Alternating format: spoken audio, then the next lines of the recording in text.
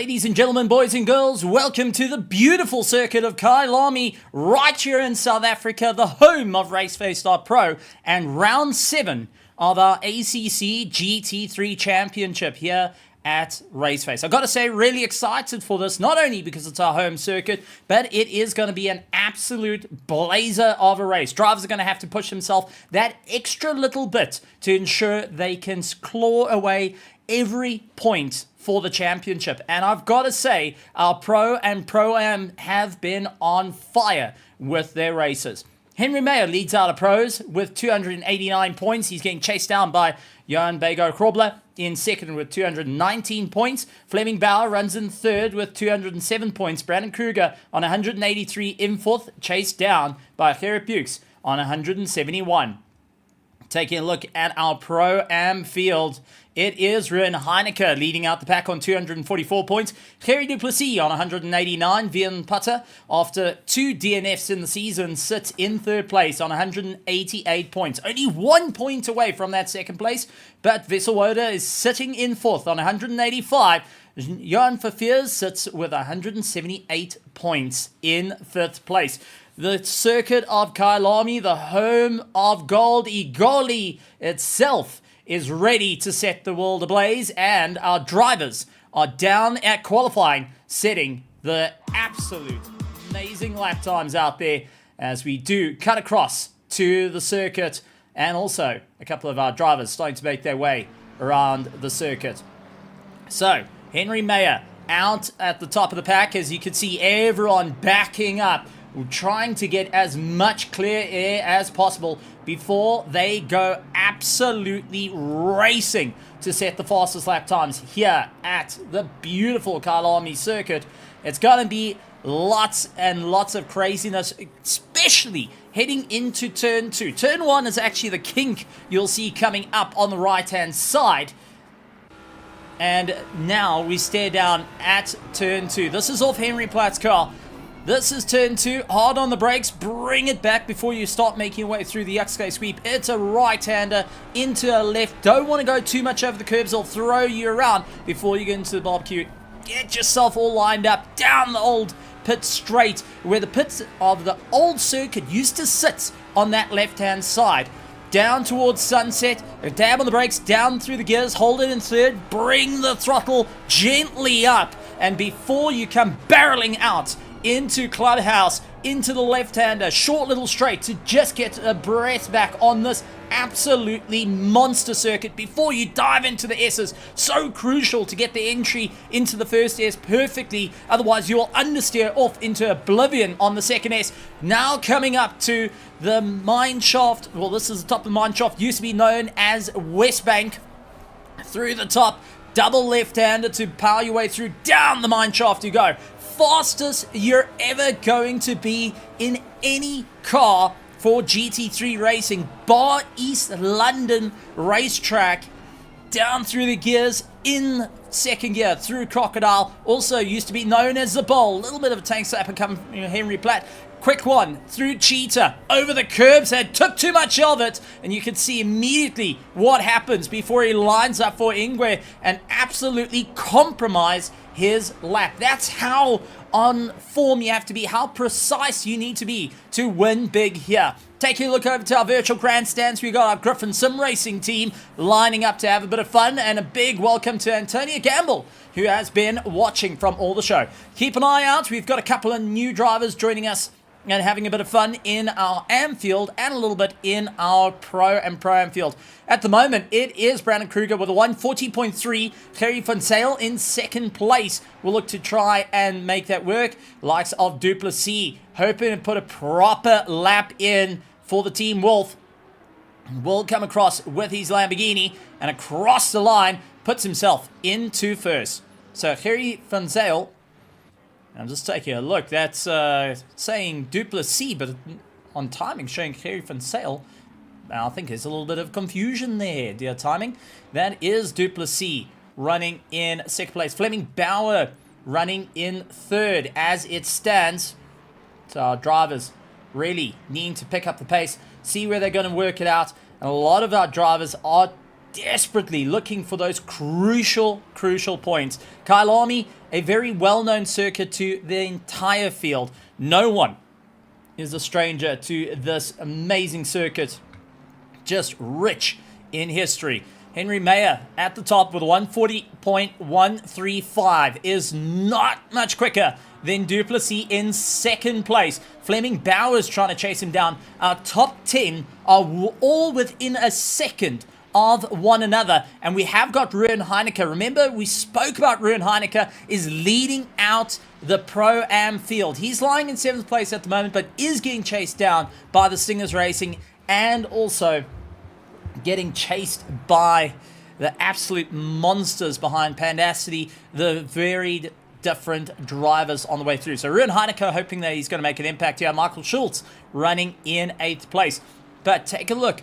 Lucan Haynes, who is further down, will have to try and pick up the pace. He needs to get a little bit closer, but it's Jackie Alberts. He goes and puts in for the Racing Snails. They have been on top form for quite some time and now starting to pick up their pace, wanting to get out of the Pro-Am field and be right in there for the fighting chance. Henry Mayer puts in the fastest lap time and puts a 140.0. This is seriously quick. Tyler Humphries, I've got to say, big change from him. Consistency's been a little bit down of late, but is brilliantly quick when he can get it on the circuit properly charging. The likes of Bego Krobler is going to hope to make his way through. He's down in 9th place. Brandon Kruger comes out of fighting with the LMU out last night and unfortunately wasn't able to conquer the rain at Fuji. He's now returning to the grid of ACC, so mixing it between the sims. Kerry Funsell comes across the line. He's in 6th place at the moment, but Tyler Humphries currently up on his lap. Ruben van der Walt trying to improve his lap time. Tennis Puerta trying to also improve his lap time. Jason Farmer a little bit further down will need to move as fast as he can to try and work out where can he get into the top running of the pro field. He's at the moment, much like Motsakile, is submerged in the Pro-Am field. Not where you want to be, especially on this circuit. 36 cars are going to be fighting it out for top honors here and ensuring in this 80-minute race. It's 1 hour and 20 minutes, 2 mandatory pit stops. It is crucial to get your qualifying just right. Ruben Heineke sitting in 8th place was not able to improve his lap time there. Gerry van Zyl down in 6th is desperately hanging on. Now, red borders is our pro field, silver is our Pro-Am, and you can already see Heineke's under pressure. He put a 140.635 as his quickest lap time. Vian Putter in the Aston Martin, the Apex Titan Racing, sitting with a 140.7. So he's hoping to get that little bit more, that little bit of an edge to start ahead of Ruben Heineke, because at the moment, he's going to be 1 row back. Michael Schultz down with the Porsche, down in 16th. He's hoping to get on the run. But Bego Krobler has got all the pressure here for the Team Wolf, ensuring he's in for the fight. Now, for the Team Wolf, they need to keep the pace up. And for Bego Krobler, it's crucial for him to keep for the championship fights at the moment. It's got Tyler Humphries keeping him a little bit of company out on the circuit and ensuring that they can run some really good lap times. But that being said, it's going to cost him a little bit of time. Bego Krobler is trying to find it. He was better in Sector 2 on the last lap, but now needs to see if he can make it all work come this lap. He's currently 0.1 up on the rest of his class, losing it into the top of Mineshaft and on the way down. So unfortunately, not able to carry the momentum through. In 15th position, the Mustangs are taking an absolute beating out there. Some are going and pointing out to restrictors and also BOP just not playing into their favor around Kyalami. Ruben Heineke up into 6th position and firmly puts 2 pros ahead of Putter, who is the next of his rivals. You can see Tyler Humphries trying to warm up his tyres. Our marshals out there just notifying, listen guys, there is cars on the chase here. 4 minutes and 35 seconds left.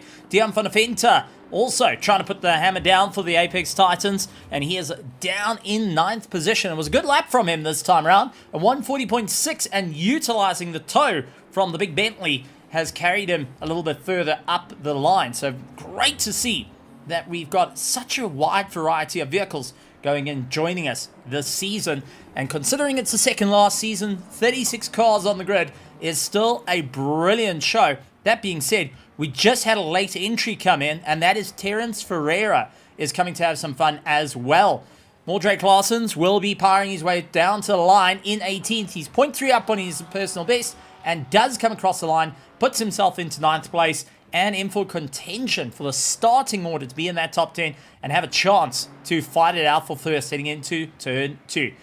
Henry Mayer still leads out the chart. Duplessis runs in second. He was not able to finish, however, last race, so he is looking to try and get some redemption out here. Fleming Bowers down in third. Tyler Humphries in fourth. Brandon Kruger in fifth. Ruben Heineke in sixth. Kerry van Zyl, Gerrit Bukes, Mordred Claessens, and Daniel van der Venter down into the 10th position. As we do see Van Putter, 0.1 up on his personal best, is able to get into 9th, a little bit closer to Ruben Heineke, doing a 140.6. But if you want to talk about a very, very tight field, from 1st to 19th, ladies and gentlemen, we are within a second of one another. You heard me right. From 1st all the way to Chris Collison, down in 19th position, is all within a second. Well, change that. We have now got Deon Kopp, after getting his race win last night, after battling it out in LMU, carrying some momentum through, has just brought himself in. So our top 20 cars out of 36 going 37 entries are within 1 second of one another. This field is insanely close to going and really showing off what they can do. And on the cusp of a 1:39 around Kyalami. 2 minutes and 10 seconds left. Duplessis was on such a charge, put a wheel on the dirt, compromised his line, and had to bail out of it. Was not able to get down that little bit further, but Henry Mayer currently is up on his time, and to a point that we can't even see if he's 0.1 up. He is working in fractions at this point, trying to get either a 140 dead or a 139, which is insanely fast around the circuit. But Brandon Kruger, the Omnis Gaming, is trying to get that little bit closer. He's in the top 5. He's 0.3 up on his personal best as he gets past for Fears. Will try to go and carry a lot of momentum. Henry Mayer continues his charge. Fleming Bauer jumps up into second place. It is getting wild at the moment. So many drivers are just battling in the last minute of qualifying to ensure that they get a top running order. They want to get that foot up on the rest of the competition. Brandon Kruger currently 0.2 up on his personal best. Gonna come through Cheetah. Misses the apex ever so slightly, but he tries to bring it back into Ingwe. Gets right in on the apex. Flaws on the power, trying to straighten the car up early on. And will come across the line. 0.2 up on his personal best. Will that move him up? Yes, it does. Into second place. And 0.03 of a second behind Henry Mayer. Duplessis now trying to make his way through. Comes out of Crocodile into Cheetah. Heading to Ingwe. 0.1 up on his personal best. Is it going to be enough? Henry Mayer is the first driver, however, that got into the 139.8. That is an absolute banger of a lap for Henry Mayer. He will start out in first place unless in 13 seconds one driver is able to get that absolute rock solid lap. Everyone hoping to try and get the momentum here at Kyalami. And what better way to score points? Bago Krobler holding on for Team Wolf is currently 0.3 of a second up on his personal best. He lost out a little bit into heading into Cheetah. Coming towards Ingwe. Is he able to gain it? Unfortunately not, but Tyler Humphries up 0.2 in his personal best. Will be jumping up the order. 0.1 and does come across the line. He will go into fourth place. Duplessis currently 0.1 on his personal best. Bago Krobler will have to settle for that sixth position. Tienas Buerta Also trying to put the hammer down. He's 0.1 up on his personal best. Henry Platt 0.2 up on his personal best. And Björn Boshoff just ahead in the Mustang. 0.1 up on his personal best. Slides the rear out, trying to get as much rotation as he can. Heading into the final corner. Late on the brakes, early on the power. Really tries to get it working and unfortunately loses time out of Ingwe. And that will be him going and having to settle for the position. He's going to have to try and figure out what's going to be the big plan come the race. And remember, this is an hour and 20 minutes worth of racing. This is an opportunity to move up through the order. It is one big race to the line. We are going to see strategy, but it is going to be a sprint race, start to finish, for every single one of these drivers. As we do see Tennis Buerta coming across the line, one of the few drivers left to go and get themselves across the line before we get ready for the start of round 7 here at Raceface.Pro. And a massive, massive welcome to you all. Glad to have you here and glad to see all the competitors bringing the heat at the beautiful Kyalami circuit on a winter's day here in South Africa. And everyone hoping to really lay down the law. Once again, our Pro and Pro-Am field are racing tonight. We do have our Am field that are racing at the exact same time. But how is it going to work for our Pros and Pro-Ams? And what are they going to need to deal with in these conditions? Remember, it's going to be nice and warm, a little bit on the cooler side here at Kyalami. But a lot of these drivers are going to really see what's going to work for them. How far are they willing to push? How far are they willing to go? And where are they going to land at the end of the race? Second last of the championship in all to play for season 22 here at Raceface.Pro. Our top 3 will get trophies from Raceface.Pro, proudly brought to us by SBR, Rhino Utility, Virtual Motorheads, and Simulated Cave. And also go into the draw for a 16,000 Rand aluminium rig. I mean, that is just amazing to think about. And our drivers are lining up on the circuit, getting ready to go. Henry Mayer will be starting out in first place, hoping to make it work for him, hoping that's going to be a great run. But he is under some serious pressure as Brandon Kruger lines up in second place. That Omnius Gaming Mustang up against the Pandacity McLaren are going to be battling it out.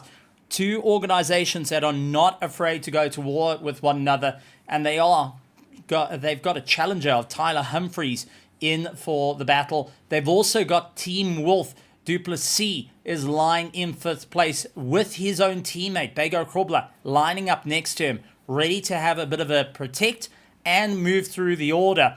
And there is a bit of Team Wolf supporters out there in the virtual grandstands and getting ready to howl at the moon.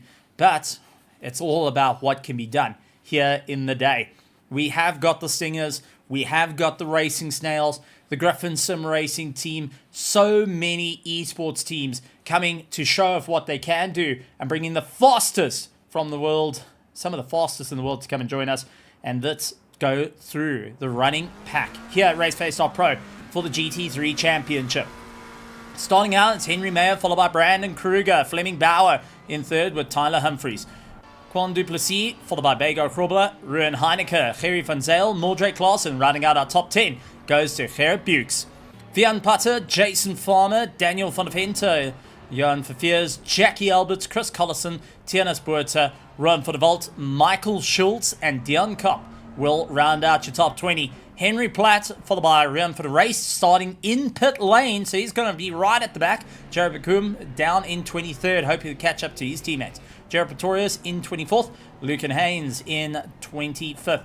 Orietele Motsahile runs in 26th, 27th to Sean Larrea, Vessewoda, Gerry Duplessis, and Conrad Martin in 30th. Werner Burshoff, Hansi Myberg, Anton Lammers, Leon Swan, Reginald Mutaleni, Rick Thomas, and Terence Ferreira round out the pack of the fighting class. I mean, this is going to be a wild one, ladies and gentlemen, and get ready for some extremely exciting racing. It's all about consistency, says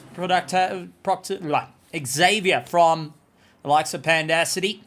the team boss, going and saying consistency, consistency. Well, it's going to be consistency and pace that are going to ensure what they're going to do. If you're just joining us for the very first time, a massive welcome to you. And if you're joining us for the first time here in the entire championship, where have you been? It's been absolutely mad as we're on round 7 of 8. Now, we have got 2 classes racing with us. The red border is our pro division. The silver border, and starting with Ruin Heineke, is our Pro-Am division. They will hope to go and get a little bit more pace underneath them, ensure they can get running. The 2 in orange is the amount of mandatory pit stops that they have to serve. You have to get at least 1 liter of fuel in the car, stopped correctly in your pit stall, and then you can get going. Don't have to change tires, but definitely have to put at least 1 liter of fuel. We will see a short stop and a longer stop during the course of this race, as drivers will plan accordingly. It's depending who's going to take tires to ensure that they're at the top of the order. A big welcome to Jared Bakum and the likes of Mr. Panda himself going and being some of our top supporters. A massive thank you to you guys. Glad to see you here. Tyler Humphries, a quick flash of the lights, is just getting ready, trying to get in the head of the competition, trying to hype himself up as we start making our way through to Cheetah. There is our virtual grandstands. We could see out there lining out the circuit, but we are getting ready to rock and roll for round 7 of the ACC GT3 Championship. An all or nothing fight. Mandatory for the points. Henry Mayer and Brandon Kruger will slug it out. First into T1 and first into T2. Who is going to get the jump? Lights on, lights on, lights on. Over to Jim and over to Tim, our cameraman. Lights on, waiting for the green. Green light. And green, green, green from race control. And it is a huge run for Beggar Krobler. Immediately to the center of the circuit. Henry Mayer going tight on the inside. Fleming Bauer trying to go around the outside. Oh, Brandon Kruger tries to take a dive into turn 2. And it is wide, wide, wide. And Duplessis sneaks up on the inside. Duplessis trying to travel their way through as everyone filters. Oh, Duplessis off in the Yuxke sweep. And unfortunately out of the running. Henry Mayer trying to make his way around the circuit is the best one that came out of there. Fleming Bauer, along with Mordred Claessens. Gerrit Bukes is into 4th. Beggar Krobler trying to fight his way through. There was a little bit of carnage that turned in. And unfortunately, we saw the likes of Duplessis after a hard run landing into the dirt. Tyler Humphries charges his way through with Jackie Alberts. Now under pressure. Oh, contact. That's Ruin Heineke into the wall. Ruin Heineke, the championship. Oh, and he rolls back into the field. Vesselwoda, it is carnage out of clubhouse. A few drivers getting involved in the accident. Ruin Heineke stopped dead. Now just waiting for the field to come through and toes back to pits. But there was a number of cars that landed up, unfortunately caught in the disaster. Brandon Kruger now trying to make his way through. Gets past Daniel Futtefenter down the mine shaft. And it is going to be late braking for him. Daniel Futtefenter looks to try and keep the nose ahead with the BMW. A little bit of a nudge on the back. And he slams right back in front of Tiernis Puerta, who had to come and lift off a little bit. Michael Schultz follows his way through as it goes on. But it is Henry Mayer, Fleming Bauer, and Mordred Claessen at the top of the charts. Pandacity going and trying to run away at the moment. Gerrit Bukes from the Stingers Racing is going to lay in the hate and hoping to make it hurt. But Team Wolf is looking for their prey as Beggar Krobler will continue on the drive. As we do have a report that the 667 car, Werner Buschhoff, has also landed up with a problem. The 118, and that is Kerry Van Zale that's been turned round and is now facing a little bit of damage as well. So Kerry Van Zale landing up in a little bit of hurt during the course of the race. So we're going to try and pick up some of the incidents that happened during the start of the race. This is the number 21 car. And unfortunately, that was Jared Bakum over the curbs trying to avoid some of the carnage and late break into the likes of Barbecue. Is able to get going, and there is, oh, an absolute launch. That is a flying wolf right there as a couple of cars were stuck in the wall. So not quite an ideal one. Beggar Krobler trying to chase up Gerrit Bukes at the moment as the Panassi team start to move their way forward. Tyler Humphries coming back with a bit of a vengeance. Oh, Tyler Humphries, a big snap on the car. gets smack bang into the wall, and now towing back to pits, I would think. After that, what on earth happened to the 777 that just spat him out the way it did?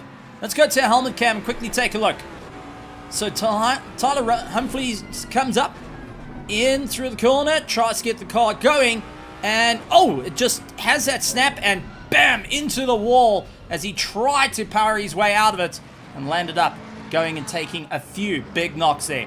A little bit further down, Kira Bukes now chasing down Bago Krobler as they move their way forward. Jackie Alberts into the pits as we do see one of our Lexus coming out to rejoin the circuit. Many of the drivers getting their first pit stops underway. Some not because the way they wanted it. Jared McCoom moves out the way, doesn't want to get caught up in the carnage, and will have his teammate likes of Bago Krobler saying, listen, I'm on my way through here. I'm under pressure from Kira Bukes. You can't let him go and cost me a little bit of time here. Chris Collison, Henry Platt are on the chat on top of one another, and Vessel Woda joining in for a bit of fun in the Mercedes as he tries to keep in the tow. Run for the Vault and likes of Jan Verveers continue their charge as Van der Vault gets ahead of Verveers. The Trail Bullets tries to go up on the inside through Sunset, couldn't quite get the momentum, and Van der Vault now gets a hammer down as much as possible. A couple of drivers that have gone through the pits, and that is going to be Rian for the race, who actually started from pit lane. He will need to do another pit stop, but it's Jackie Alberts that has done his first pit stop, and it was a short stop, 8.4 seconds just for fuel and back out. Duplessis back out on circuit after his carnage at the start, and now trying to recover some time. So quite a few drivers hoping to make a bit of headway after a disastrous start here at Kyalami. And out of all the cars that landed up in a bit of a problem, we've only had three retirements out of it. Chris Collison losing out of position to Vessel Oda, under braking into Crocodile, as we do see a little bit in the back. Hansi Myberg was trying to get a little bit closer to Sean Larrera, sporting a bit of damage on that Mustang. And the BMW hunting down as we do see Larrera diving into the pits. Sean Larrera actually came from racing a hypercar last night at Fuji and now into a GT3. Completely different sims, completely different cars. Well, Schultz up into 7th place, makes a move on Tennis Buerta and continues on the charge. And they will have Henry Platt trying to make up a little bit of time behind them. He's got Vessel Woda to try and contend with. So many of the drivers just putting on the hammer, trying to figure out where can they go. We do have our friendly little Lexus, however, trying to stay in the mix a little bit further behind, and will be putting a lot of pressure to just try and keep the consistency there. Michael Schultz keeping ahead of Tennis Buerta, who's fishing around, looking for any gap in the armor to try and figure out where he can get the pass done and dusted. Henry Platt now dealing with Chris Collison and Ruan van der Walt for a bit of company. Don't count out for fear, so Woda has got a lot of problems here. He is currently leading out the Pro-Am field. He's got two pros that want to get past him, and for Fears and Myberg will be the next on the chart who will want to get past to take that class honor away from Vessel Woda. This has been one of the good starts for him, despite a little bit of rough housing. He's now got the charge. Henry Platt falls off, coming down the mine shaft, and will make it out under braking. You can see how that BMW, the Kramandulis racing, Merc, going and sliding around, battling to keep it in check. Henry Platt in the Ford Mustang, trying to put the power down. Fleming Bauer puts the fastest lap time of the race thus far, quicker than his teammates. Chris Collison now dealing with Ruan van der Walt, and there is Verveers for a bit of company. Verveers will want to get past likes of Van der Walt as fast as possible to try and make up some time to Vessel Woda as they continue the drive on. Many of the drivers now starting to consider that stop. Rick Thomas being one of them has dived into pit lane to try and get himself sorted out in this race, as we are seeing trains forming everywhere. Jackie Alberts dealing with Daniel van der Venter trying to make his way through. They're heading into turn 2. It's going to be hard braking into the left-hander for the BMW, but having the inside line is a big advantage here, as you could start straightening out the corner for your competitor, making them lose a bit of drive. Just like that, Jackie Alberts had to come off the throttle, otherwise costing a little bit of an off track. You only allowed 3 of those before you ran into trouble. Oh, Jackie Alberts going and losing the rear, clipping the dirt, and unfortunately that stuck him into the pit wall. Not ideal circumstances, but let's talk about third place, shall we? Bago Hrobler has caught up to Mordred Claessens.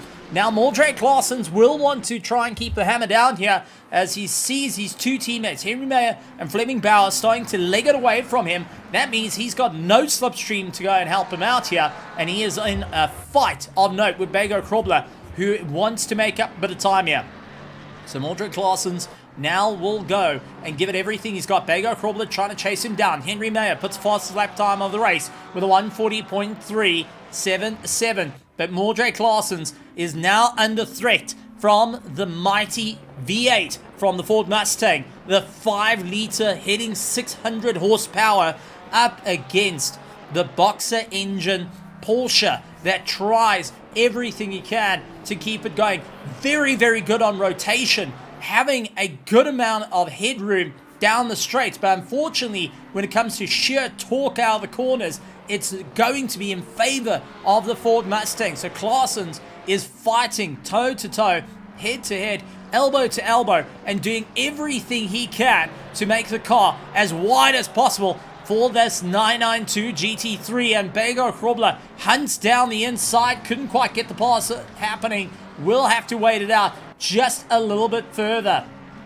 So absolutely great chasing, heading up to the top of the mine shaft, late on the brakes, and Bago Hrobler stuck on the outside, looks for the sweep back. Can he get it done? Mordred Claessens locks down that apex, ensuring the Porsche can get itself rotated around perfectly. That killed off the drive for Bago Hrobler, who's now needing to figure out what can he do. Heading into Crocodile, it's going to be late on the anchors, takes a dive on the inside. Can he make it work? However, side by side they go, beautifully done. Both continue on the charge, and it is going to be Mordred Claessens eking ahead, but only just as he gets himself around Cheetah, just ahead of Bago Hrobler. Just enough space between the two of them to get on by. It could have ended nasty, but the two pro drivers have shown exceptional talent to fight it out the way they have. So great momentum, great chase, and it's going to be everything down to the line. Bago Hrobler goes and looks on the inside yet again to try and force Mordred off the apex, knowing the Porsche has just got that little bit more of an edge in terms of rotation. He's hoping to hold the inside line, and it's not working out for him. Takes a lot of curb coming out of barbecue, and that's cost him a lot of momentum. Mordred Claessen's got to be quite happy to eke it out just a little bit more and have a bit more breathing room. However, this is playing into the favor of Fleming Bauer, who's 4 seconds up the road. Bago Hrobler continues on the charge to try and make his way up. We got Henry Platt and Chris Collison are in a chase with one another. Rumford Voltis has for Fears looking through sunset, very brave to try and get that done. But we go back to our third place. Mordred Claessens and Bago Hrobler hammer and tongs at one another, and it's no easy feat. As you can see, Bago Hrobler just trying everything under braking and can't get the car turned in enough to beat out the Porsche as the two McLarens start to leg it away. But as these two continue to fight, Claire Bukes of the Stingers Racing starting to make up a bit of time. It was 4 seconds, it's now 2 seconds, and it's about to be a lot closer as Bago Hrobler and Mordred Claessens just cost them about 0.3 of a second through Crocodile to just try and get the braking done and dusted. And this is just compromising the drive and working in the favor for Mr. Bukes to try and close up the gap. Mordred Claessens staying on the hammer and still trying to keep the power going, hoping to continue on the charge here at the beautiful Kyalami circuit. Bago Hrobler going out very wide, switches out to the outside line. Mordred Claessen's got the inside. Bago's going to try and keep the power in, and Mordred loses the rear. Pushed the Porsche a little bit too hard. The rear stepped out. Bago Hrobler takes third. Karen Bukes, along with Brandon Kruger, capitalized. Michael Schultz, Tiernis Porter, and now behind Tiernis is Mordred Claessens, who's going to have to cool down his tires, and he will be seeing Jared Beckham, one of the blue flags, behind him, taunting him at this point, knowing that the Mustang has just gotten on by. Mordred's going to have to think a little bit more into strategy now to try and help him out. Times are going to drop off as he tries to cool the tires down. Henry Platt dealing with Chris Collison at the moment. Chris hoping to get the run, and oh, Henry Platt going and visiting the South African flag big time on the exit of Sunset. And it's going to be Chris Collison who desperately tries to hold on to that top 10. just going out of it at the moment. But let's talk about who is running first of those that have done their first pit stop. And that is going to be Daniel van der Venter of the Apex Titan Racing. He set the benchmark at the moment, lying in 19th position and hoping for it to work out in his favor. He's going to try and bring it a little bit closer to the sharp end of the field. So let's keep an eye on that, because it will be the main talking point between the drivers and the pit crew, saying, listen, this is where the first pit stop has put us. How far are we going to go into the race? The question is, are you going to do the short stop relatively soon, or are you going to go and push a little bit further, do your long stop first, then your short stop? It's going to be a lot for these drivers to unpack, to start to figure out what do they need to do around the circuit, as tires are starting to get grading a lot at the moment. It's 30 degrees track temperature as it stands on a cool 18 degrees sunny day, but with 30 degrees track temperature, it is a lot for the drivers to try and get the hammer down. Leon Swan, mine's out of the way, and has run for the race. Get ahead of him. Spawning a bit of damage on that Aston Martin. Let's quickly go back and see what happened. Leon Swan in through Crocodile, tries to get the hammer down. Dirty catch Cheetah, however, and that sprung him across a little bit on the wide side. There is Cheetah. Big tank slapper, brings it back, and hard impact into the wall. Swings it round only just as Dion Cup misses the nose of that Aston Martin, but only just.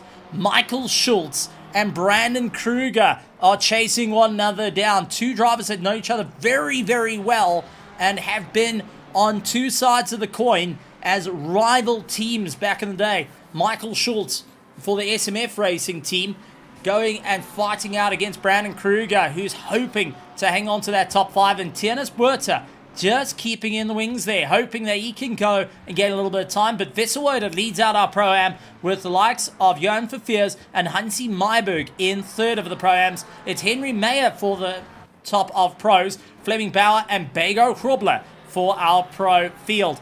Absolutely phenomenal stuff from the drivers thus far, but the strategies are going to come into play now as we're starting to get closer to the end of the 20-minute mark. And this is where the drivers are going to be starting to consider where their stops are, how far are they willing to go. 45 minutes in, are you going to get into the pits, or are you going to run a bit of a shorter time and try and get it on the hour, then drop it down to 45? It's just so many different factors that are going to be running through the drivers' heads of how far they're willing to push, how far are they willing to go, what needs to be done here at Kyalami for the second last round of the championship. And let me remind you, first place of the championship will get a big amount of points, and I'm going to pull that up now, because if you get first in class, you get 50 points. Second gets 43 points. Third gets 38 points. Now, let me remind you on our standings as well, as Henry Mayer has got a huge gap to the field. He's on 289 points, with Bego Hrobler chasing him down in second place on 219 points. Fleming Bauer runs in third with 207. So we look at our Pro-Am, it is Ruan Heineke, who unfortunately is out of the race, not going to be scoring points here. So it's all to play for the likes of Harry Duplessis, Vian Putter, and fourth place, who is currently leading Pro-Am, Vesselwoda, to try and put the hammer down and score as many points as possible. When they saw Ruan Heineke into the wall, it was absolute game. Hansi Myberg losing it through the likes of the S's. He claims himself back on circuit. Not going to be happy with that one, and will be trying to battle out. So this is going to be a monster drive for a lot of the drivers. Johan Verveers trying to make his way through. Now, Johan Verveers is one of the incredibly quick drivers, but he did have the likes of Jean Verveers racing last night in the LMU Championship. He's looking to try and make a bit of an impact here, and now having a bit of fun. So Ruim for the Vault now tries to keep the pressure on Chris Collison. He's got Verveers behind for company, as we do see Cup has pulled into the pits to get his first pit stop out of the way, and will continue on with the race. So Ruim for the Vault has got Verveers up around the outside, couldn't quite get it to work, round through a barbecue and back out onto the old pit straight before they head into sunset. Nose to tail they go with Henry Platt in the OG Mustang, leading out the little bit of a train. and will be focusing on his own charge as Chris Collison not getting the drive he would like out of Sunset. So great to see so many drivers pushing that little bit harder, pushing to get the momentum done, to go for those final positions. Terence Ferreira getting ahead of Jason Farmer, who tries to battle back the 296 Ferrari, does get it done as Terence Ferreira visited the other side of Midrand. And going a little bit further, he was trying to get to Pretoria. He was trying to visit Swakop's Raceway. How wide he went through turn 2, costing him a huge amount of time. Nearly a second through turn 2. Brandon Kruger, Michael Schultz fight it out. Michael Schultz just ahead through Cheetah, but narrowly getting by. And take a look at this. Tiernis Buerta and Mordred Claessen's come in as well. A little bit of contact for Schultz as Brandon Kruger gets mugged out by the Pandacity, and it's Mordred Claessen's who goes and gets a good run there. Schultz trying to keep it all together. Brandon Kruger into the toe. Knows Tiernis Buerta is going to try and take the dive around the outside. Brandon Kruger looks up on the inside of Claessen's. He tries to hold the apex. Claessen's tries to get the cutback on him. It is a bit of rubbing his racing. And Brandon Kruger now in a fight for his life. Schultz checking out of the fight and going to be clear of it. Seeing the two Pandacity cars right in for the mix. Mordred Claessen's and Buerta working together here, but this is also going to play in favor for Vessel Woda, who's currently sitting in 9th place of overall and first of Pro-Am. He's going to be able to get a little bit closer to the pros that are duking it out, but Michael Schultz in the top 5 has already got a monster gap of nearly 2 seconds because of the fight between Claessen's, Buerta and Kruger. So absolutely phenomenal stuff, and drivers having to think on their feet here, trying to figure out where are we going to go, how far are we willing to push. At the moment, all the teams are going to be starting to look down the pit lane, looking towards the pits and seeing who's going to step out of the pit box first, looking at the pit crew. This is always a challenging one, and for our managers of each of the different teams, they will be going and calculating where things need to happen, when the pit stops are going to happen. As plan A is completely out the door, you're on to plan Z1 by the end of this. Forget the rest, as you will keep going on, trying to figure out every lap what you're going to do. So leading out the field is Henry Mayer, 2.8 seconds behind him. Fleming Bauer in second place with Bago Krobler running in third. Claire Bukes runs in fourth, followed by Michael Schultz, Brandon Kruger, who has got Mordred Claessen's all over the back of him. Claessen's loses the rear yet again of the Porsche. He is not having a good time, and that was heading into the Yuxke sweep, and that's just cost him down into 10th, 11th. He is falling like a lead rock, and that has got for Fierce Pass. But Claessen's, after battling it back, puts himself into 13th with just the rear lighting up a little bit too much and costing him a huge amount of time, and gets off the back of Brandon Kruger.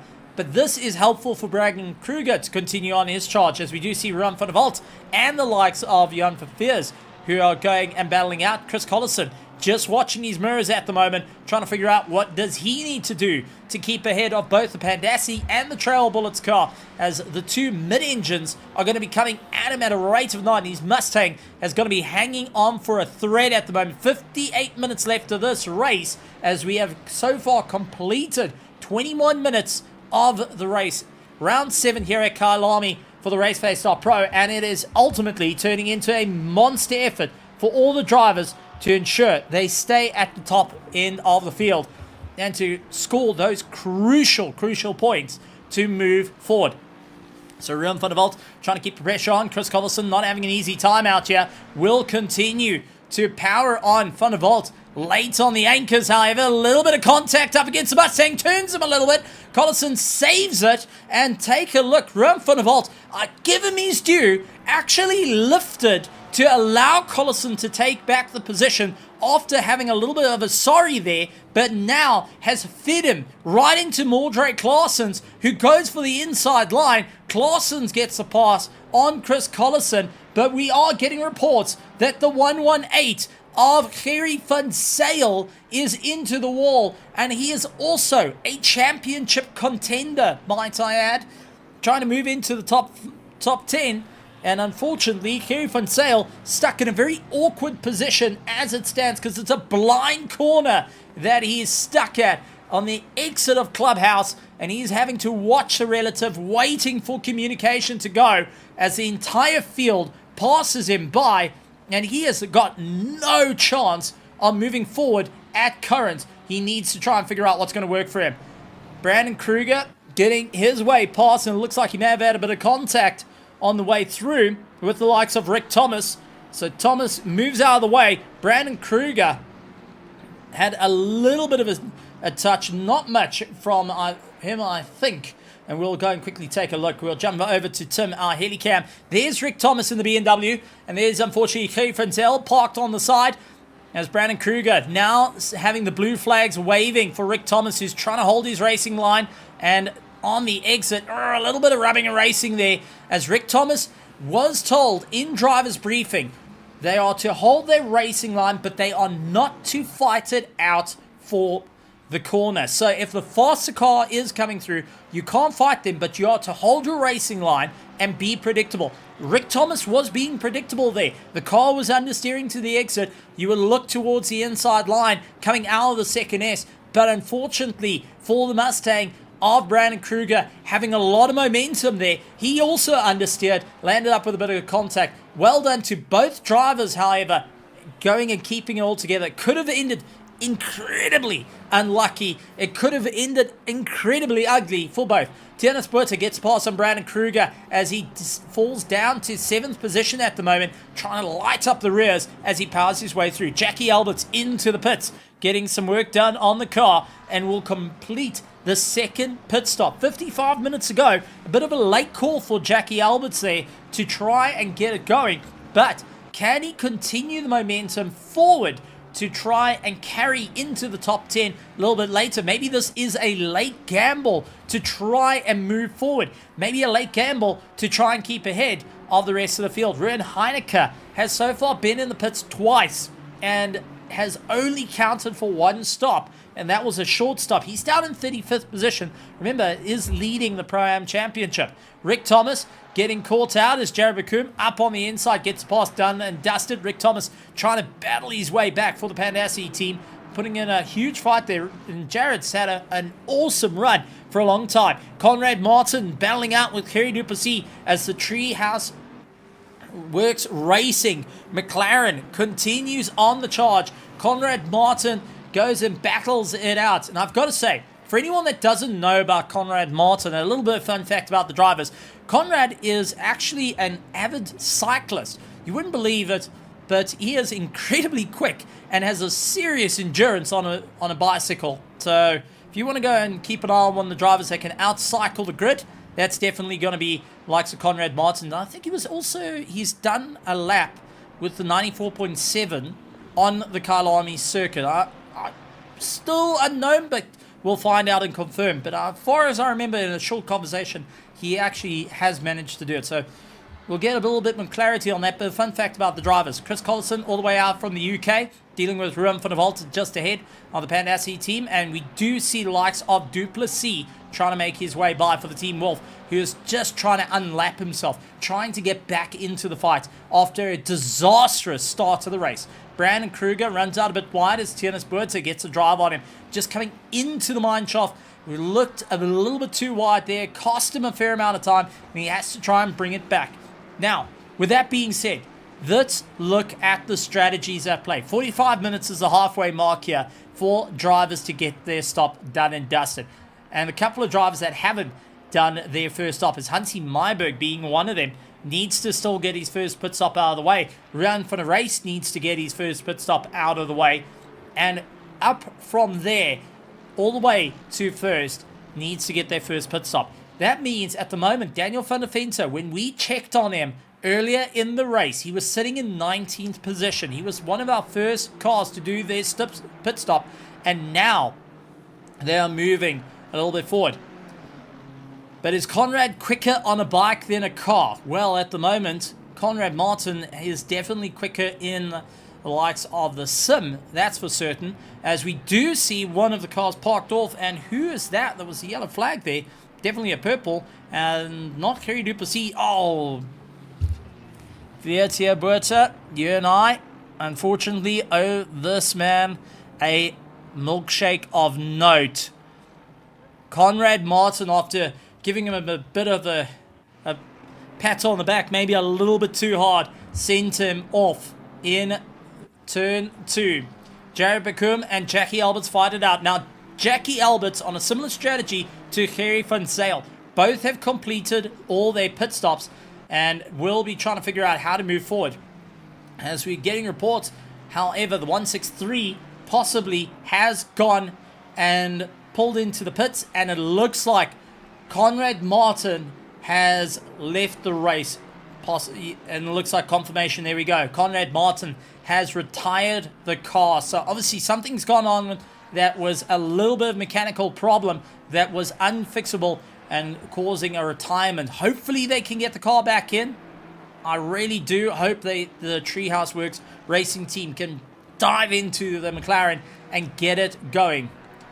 So hopefully it's going to be a charge down to the wire. However, 50 minutes and 50 seconds to go here for round 7, the second last round of the championship. If you're in first in class, like Henry Mayer, you're spotting 50 points on the horizon for the championship. Much like Vessel Woda at the moment, who has had this great start. He's trying to keep going and move forward. He's currently leading out the Pro-Am field. He's got the likes of Fears chasing him down. Van der Reyster is going to be chasing him down. But Vessel Woda has been in this situation before and hoping that it's going to work out in his favor. Now, these are the different thoughts that are going to be coming through. When do we do our fuel stops? When do we do the tire strategies? What's going to be the game plan here? How far are you willing to go in? And I can tell you, already Jason Farmer's last pit stop was 27.7 seconds in the box, which means there was no tires taken. That's the thing. No tires taken. This was just straight fuel. And I've got a funny feeling that the Griffin Sim Racing team has decided they're going to run Jason Farmer a little bit longer in the race, going to not take him out of going and take these tires off to try and retain as much heat into him as possible, but also push a bit further. Does save him a bit of time, a little bit of seconds in the box, can move forward. So it's going to be a definite fight out through the field. And it's going to be a big run chasing up.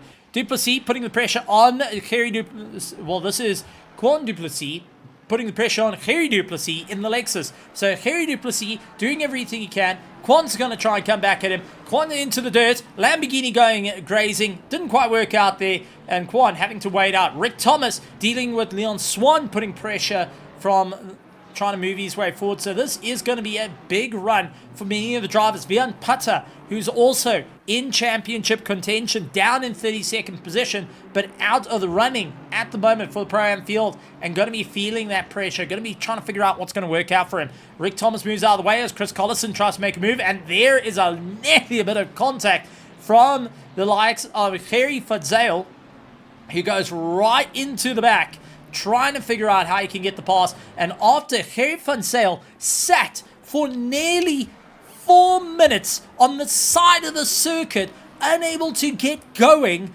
able to then rotate the car to rejoin the field and continue on, now has to try and unlap himself. And at the moment you can see the frustration starting to boil over as Chris Collison is trying to battle out with Ron van der Walt, and Gerry van Zyl having to just break that little bit earlier. It's trying to bring it back and trying to stay in for the fight. Hunty Meyerberg pulls into the pits, trying to get his pit stop out of the way. And we are keeping an eye on our top 14, top 14 that need to still do their first pit stop of the race. This is going to be a wild one, and for a lot of drivers and a lot of teams, there's a lot of pressure coming into play of who's going to move forward. Motsakile up on the inside of Anton Lummers as the Treehouse Works Racing continues on. Gotta say, good to see the Treehouse Works Racing coming into full effect. Anton Lummers trying to push that a little bit harder and dealing with Motsakile for the team RJN. Gotta say, the white and blue actually looks really good on the car. So, well done. Gotta say, quite a sleek, clean livery versus some of the busy liveries we have out on the circuit. Just going and talking back to my predecessor of Mr. George G. Max going and talks about liveries are the fastest when they look the bestest. So when they look the best, you're the fastest out on circuit. And a big shout out to George G. Max, one of the predecessors here on the mic at Raceface.Pro. Mildred Claessen's on the pressure to try and move forward as Henry Platt is next in the target line here. Now, Mildred Claessen's has been in situations before where he's right up against cars. He's trying to put the hammer down. Unfortunately, soon as the air's off the nose of that Porsche, it gets a bit lively, and it's caught him out twice thus far. And you can see already he's just leaving a little bit of space to allow some of the airflow to get back onto the nose, to put pressure to help keep that car in check. He doesn't want to get too close, have the pressure taken off, and then into a difficult situation. He wants to try and feed it through. Those tires have gone through already quite a few heat cycles, and he's not going to be too happy with it. He's starting trying to think what's going to be the game plan, what's going to be the strategy here, and Henry Platt is starting to work out what does he need to do to move forward. For Fears, however, second place of the Pro-Am, trying to make his way back into the contention for the top of the order as the field starts to taper off. Gerry van Zyl has got the likes of Ruben Heineke chasing him down, and van Zyl, who's done both his stops at the moment, needs to try and get this through to the end. 45 minutes and 34 seconds as we will start to see cars considering to move forward. Ruben Heineke, he will be trying to push a little bit forward for the Griffin Sim Racing team, Team Sarko colours, as he's down in 34th position after a monster of chaos. Mildred Claessen's trying to continue on the drive, and it looks like possibly another disconnect as we see from the race into the pits as the rest of the field starting to move forward. We'll get confirmation on a possible disconnect. No, there isn't. Okay, so we still got 34 cars out there, still having a good time. Well, we get confirmation now. Down to 33 cars, actually. We did have one of our cars disconnect, and Mildred Claessen was actually hanging on the back of Henry Platt, and I think Henry Platt was unfortunately one of the drivers that just didn't get across the line. Hopefully the OG team can get that car out and sorted, but it looks like Henry Platt is out of the race for this time, and that's opened up Mildred Claessen to try and break away. For Fears keeping the pressure on the back of him, and we do see the likes of Quan Duplessis, a blue flag car, however, will try and move forward through the race. So everyone hoping to figure out what can they do here. Luke and Hans for the Racing Snails in the BMW M4, now putting pressure on Rian van der Race, who started from pit lane, will try and continue on the charge as Rian van der Race goes out a little bit wide, costing him a little bit of time there. He's able to bring it back, but only just at current. Everyone now going and feeling the pressure as time starts to tick on, and here in South Africa, it is getting cooler in the night, and majority of our field is from South Africa. They're racing from South Africa all across, from the Cape to the Highveld. It is absolutely lined with our drivers, but that being said, at the moment with the winter time, we are looking into 8 degrees in some places and a little bit cooler than that. And sitting in a sim rig, even though you can bring a heater nice and close to just try and warm you up, you're battling to regulate your body temperature. And for these drivers that are on the edge of performance, going and focusing on what they need to do, they have to try and keep the mental drive in this race. They have to think about different situations, have to feel everything coming through the steering wheel, going and looking at the screen that is starting to dry out the eyes.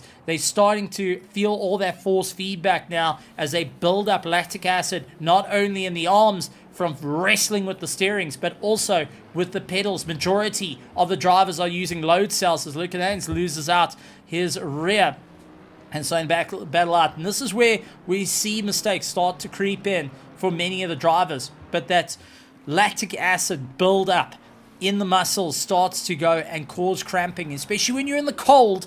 That starts to amplify as well as the muscles contract on themselves, trying to figure out how to keep themselves nice and warm and at the peril of your driving, because suddenly now your braking is so awkward to deal with. You're trying to now focus on the race while your body is starting to writhe in a bit of agony, and these drivers will be feeling it. It's one of the hard parts about sim racing that no one talks about, is the physical strain that happens out there. Mordred Claessen's nearly losing the rear again as he sees the likes of Quan Duplessis trying to make up some time. Quan Duplessis is not a threat, however. He is quick, but not a threat. Can let him by to carry on the race.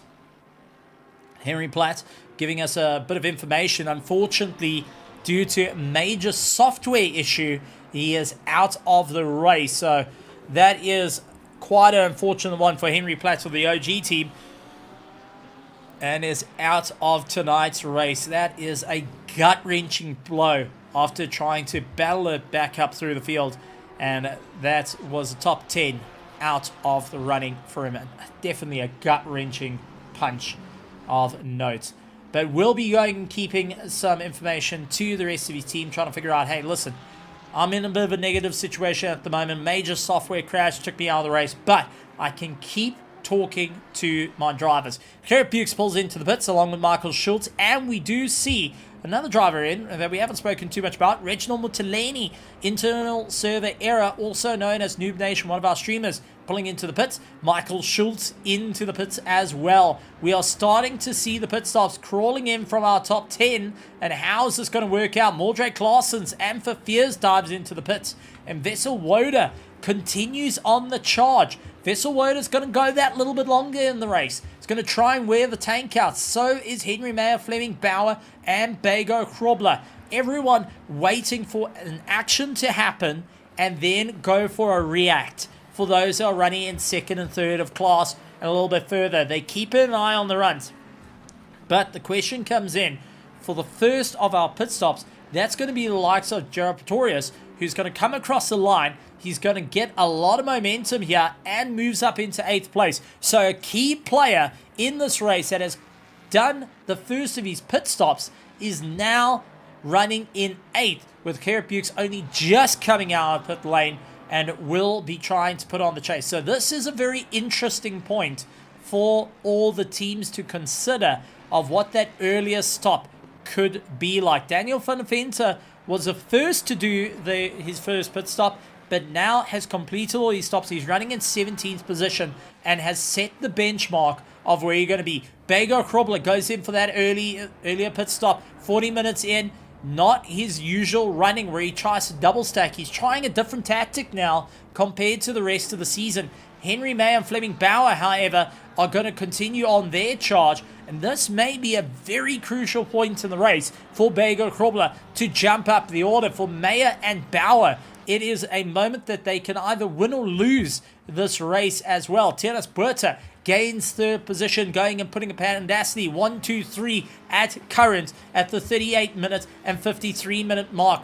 Brandon Kruger trying to chase down the gap as well. Vessel Woda into the top 5, and first to the Pro-Ams has got a bit of pressure as Gerard Pretorius, who's coming through Crocodile at the moment. We do see Hansi Meyerberg visiting Pretoria from out of Midrand, continuing on his drive, and definitely going to head for a different track. But interesting move here. Gerard Pretorius early into the pits for his second stop. The Griffin Sim Racing team double stacking to try and get Vessel Woda. Has he thought about this to go and move forward in the race? Is this an opportune moment for him, or is he keeping an eye on the rest of the field behind? The likes of Fafirs and Van der Race that are a little bit closer and possibly a threat for position. Mordred Claessen's continues on his drive, down in 14th. He's hoping to get a little bit more momentum at the moment. Daniel van der Venter is on the hot charge as well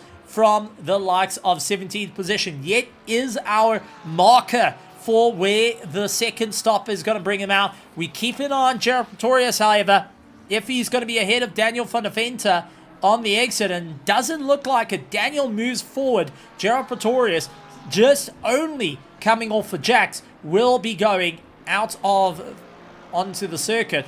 So that's going to cost him a bit of time, as we do have Mayer, Bauer, Buerta all into the pits. That was a major call for the team to bring all 3 Pandacity cars into the pits. Brandon Kruger, however, is going to run the clock a little bit further before he does his stops, going and really stretching the gap. But the Pandacity team opting to get all 3 of the top runners into the pits, get them fueled, get them sorted out. Question is, tires, were they put on? Henry Mayer says he's put a new set of tires on, 32.4 seconds in the box. Fleming Bauer, 36.1, new set of tires on there as he exits. Tianus Buerta, still yet to come out. Begor Krobler going and putting himself up into 5th place, will be continuing on. So currently 3rd, 4th, and 5th place are on a brand new set of tires. And down in 6th, Kara Bukes is also on a new set of tires.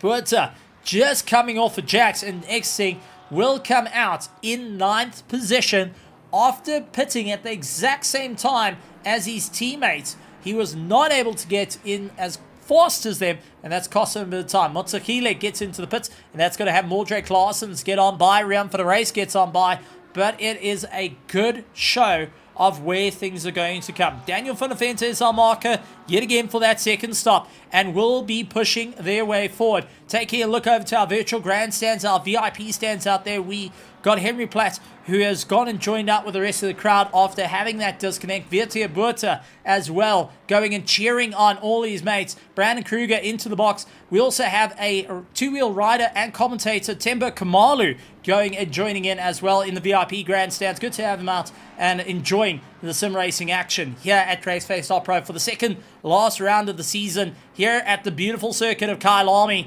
and drivers trying to put on as much of a show as possible. Well, let's talk about Anton Lummers at the moment with Luca Naines and Vian Putter chasing him down. 20th, 21st, and Vian Putter dives into the pit. So Luca Naines gets Vian Putter chased off him and now has Anton Lummers just in shot. Geert van Zyl, trying to make up some time, is sitting on the back of him. Anton Lummers watching his rearview mirrors at the moment with that McLaren 720S Evo as he sees the BMW M4 all over the back of him, and Lucan getting a little bit loose on the rear, not able to go and contend with it at the moment. We are getting reports, however, as Brandon Kruger and Fleming Bauer going and battling their way through. They get round the Griffin Sim Racing. Oh, that is Bauer taking a big impact against Kruger out of barbecue, and that is a big knock on both parts. And unfortunately, Bauer came off 2nd best. Let's quickly go to our helicam and see how this all worked out. So it's Begor Krobler who landed up a bit of a loss. A light bit of contact there.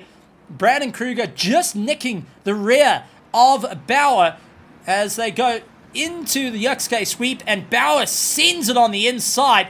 There's the contact. Oh, not quite sure how that's going to be looked at. Fleming Bauer definitely not happy with that light touch that cost him a bit of time. As we do see the Griffin Sim Racing Team Mustang, the 23 car coming on by, and that is a good run for Sean Loureiro, who's been through the wars at the moment with the amount of damage on his car. So Brandon Kruger will use Loureiro's drive, and these two did race last night to continue on the charge, but Bango Krobler has a great move up through the field. He allowed this little bit of momentum to move forward.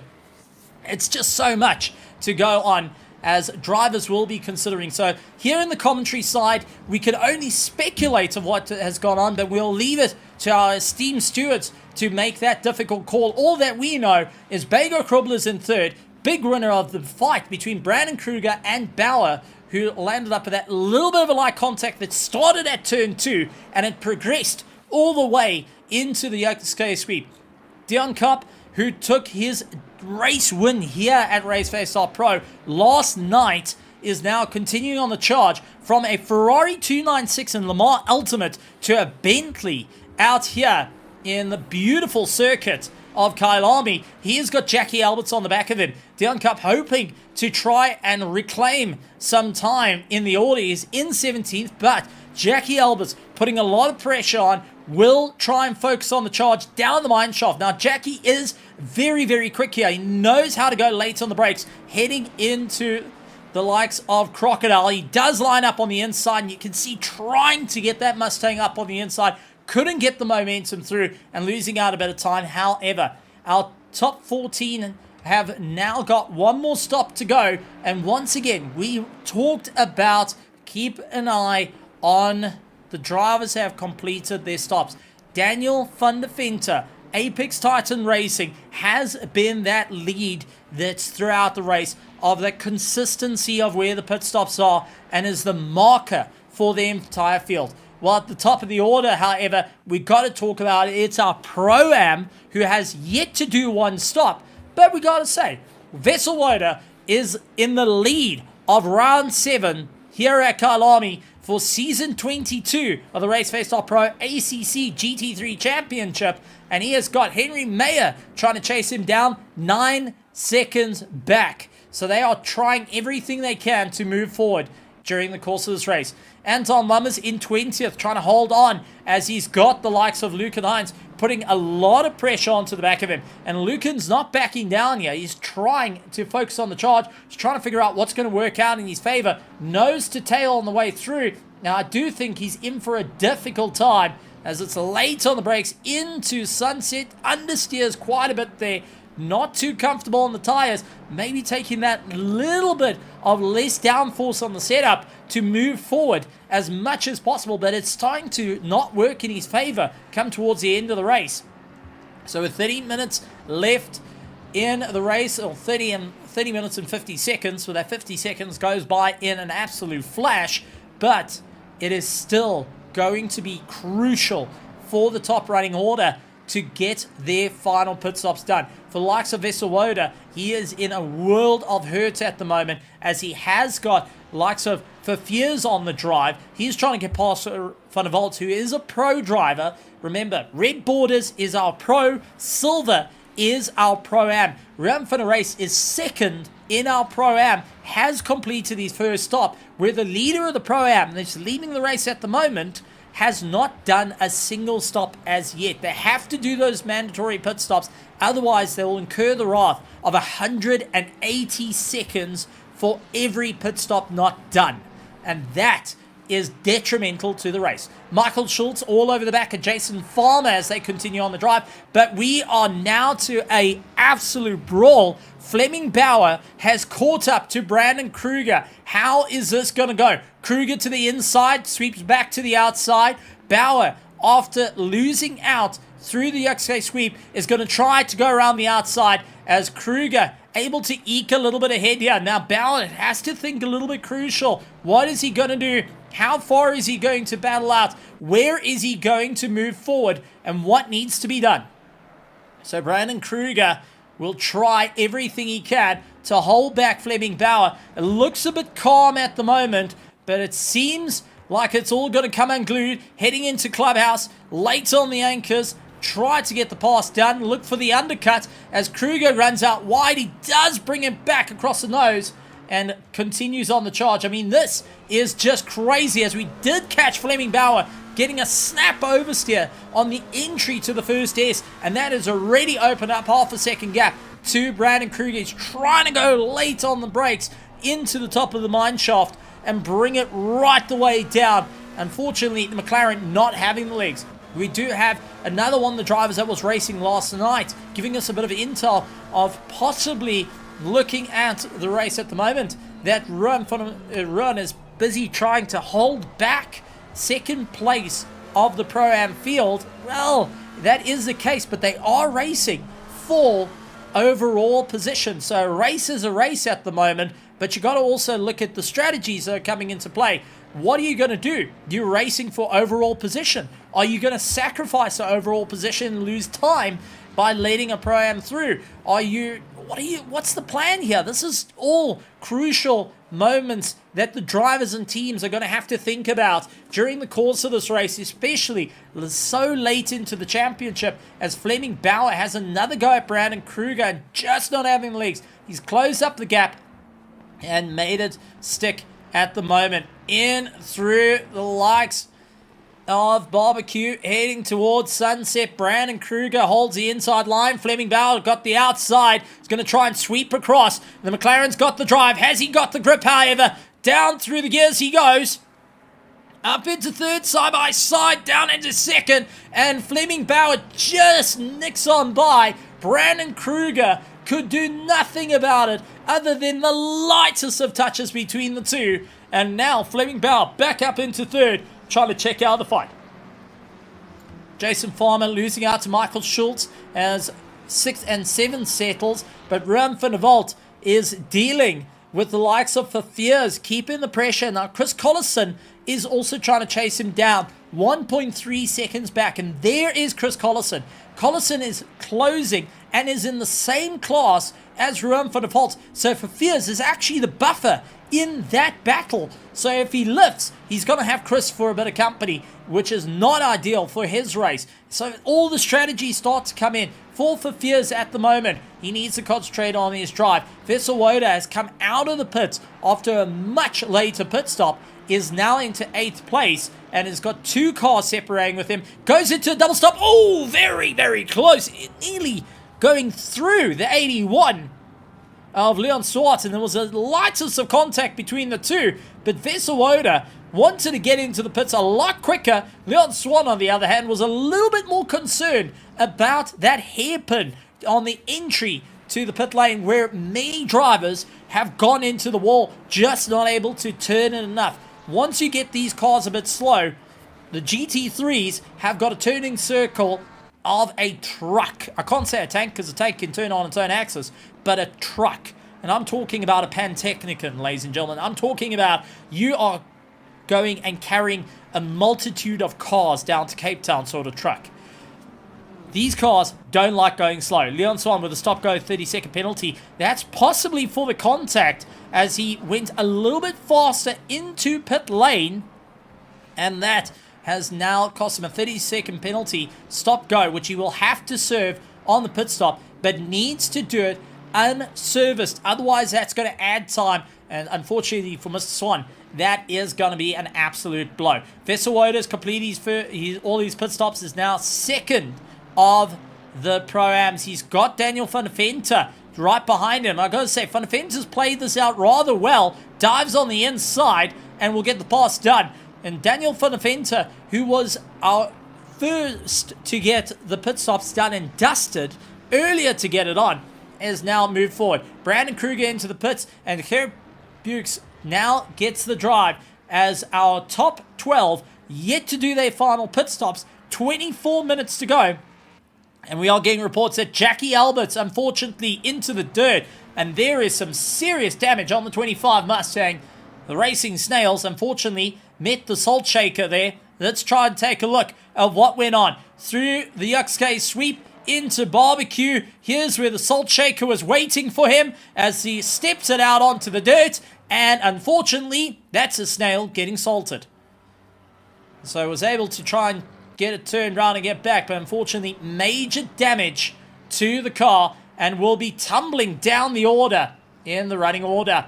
Ruan van der Walt keeping pressure on Ruan van der Race as Brandon Kruger into the pits, down into 14th. Van der Race going to have the likes of Ruan van der Walt, dives up on the inside to get it done as they continue on the charge. So it is Henry Mayer out in first for our Pro-Am, Bego Hrobler in 2nd, Fleming Bauer holding 3rd place as it stands. Gerrit Bukes runs in 4th place, 4.4 seconds back, and first of our Pro-Ams goes to Ruan van der Race at the moment, with the likes of Vesselwoda currently running 2nd of the Pro-Ams, and Gerard Pretorius has been keeping consistent, is now 3rd of our Pro-Ams. Brandon Kruger falls into 15th position, and even further at the moment. It's going to be lots of pressure towards Henry Mayer, Bego Hrobler, and Fleming Bauer as they start to identify the pit stops. Van der Venter is 12th at the moment and is in the same class as them, who pitted earlier. Jason Farmer dives into the pits,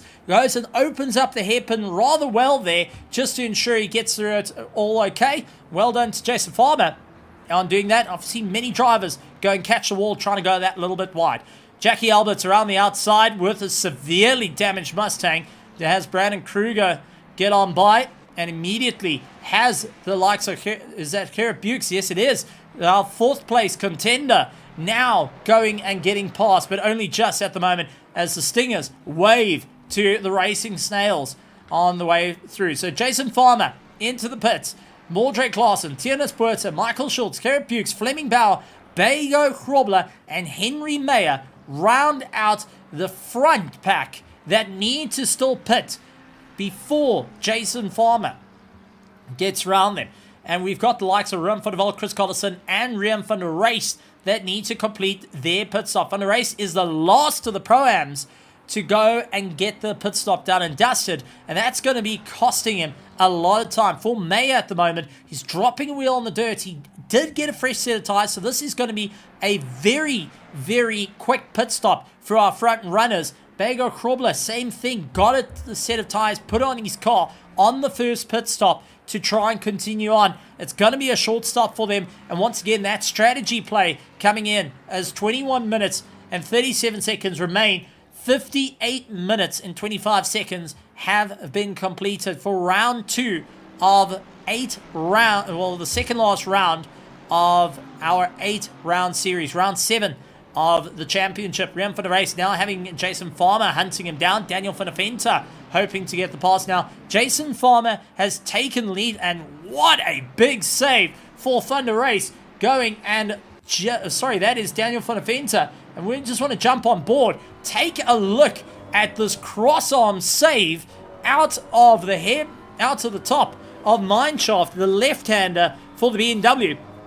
And watch how quickly this all happens. So gets no pressure taken off the nose. He runs out a bit wide, over the curb, puts the hammer down, and just the rear snaps across. Beautiful save, beautiful drift. Maintains pace, however, to continue his way back through. So well done on a big save there. Rem van der Race now into the pits, and that means Vesselwoda retakes the lead for the Pro-Am as Daniel van der Venter all over Jason Farmer continues on the charge. But it is going to be a close run. At the moment, this is our closest fight, and a drive-through penalty for Brandon Kruger for track limits exceeded. Brandon Kruger will have to go through, unfortunately, the pits yet again after completing all his stops, and that is going to cost him time. Reginald Mutaleni battling out. Scott Dion Cup looks on the inside. Duplessis around the outside. Duplessis getting caught out, trying to figure out where he needs to go. And Quan Duplessis not having an easy time. Cup now putting the hammer down. Will try and chase down the K-Pax Racing by Serrera Esports car. Now trying to make his way through. Reginald Mutalini up on the inside. He's got a very tight line into Crocodile as they get past Rick Thomas. And now you see Dion Cup on for the battle. Drive-through penalty for Brandon Kruger after everything that has gone on is just a gut-wrenching blow. As we do see the likes of Duplessis hunting to try and get by at the moment, is desperate to get past Cup, and Reginald Mutaleni trying to break the toe inside, outside, and will continue to snake heading into turn 2. It is going to be deep on the inside line, Cup around the outside, and it is going to be Dion trying to sweep in for the undercut, and Duplessis getting a little bit tighter than that, up through the Yuxke sweep. Reginald Mutalini battling to try and hold with the McLaren. He is going to be as quiet as ever on his stream, and if he can get this right, it is an outright charge for all drivers, fighting down in 21st, 22nd, and 23rd position as Cap around the outside through Sunset couldn't get the momentum. Reginald kept it tight. Cap looks for the inside through Clubhouse. Side by side they go again, and Duplessis tries to go around the outside. He's on the dirt even to try and get past in the Lamborghini Huracan Evo 2, which is not a big fan of going and bottoming out.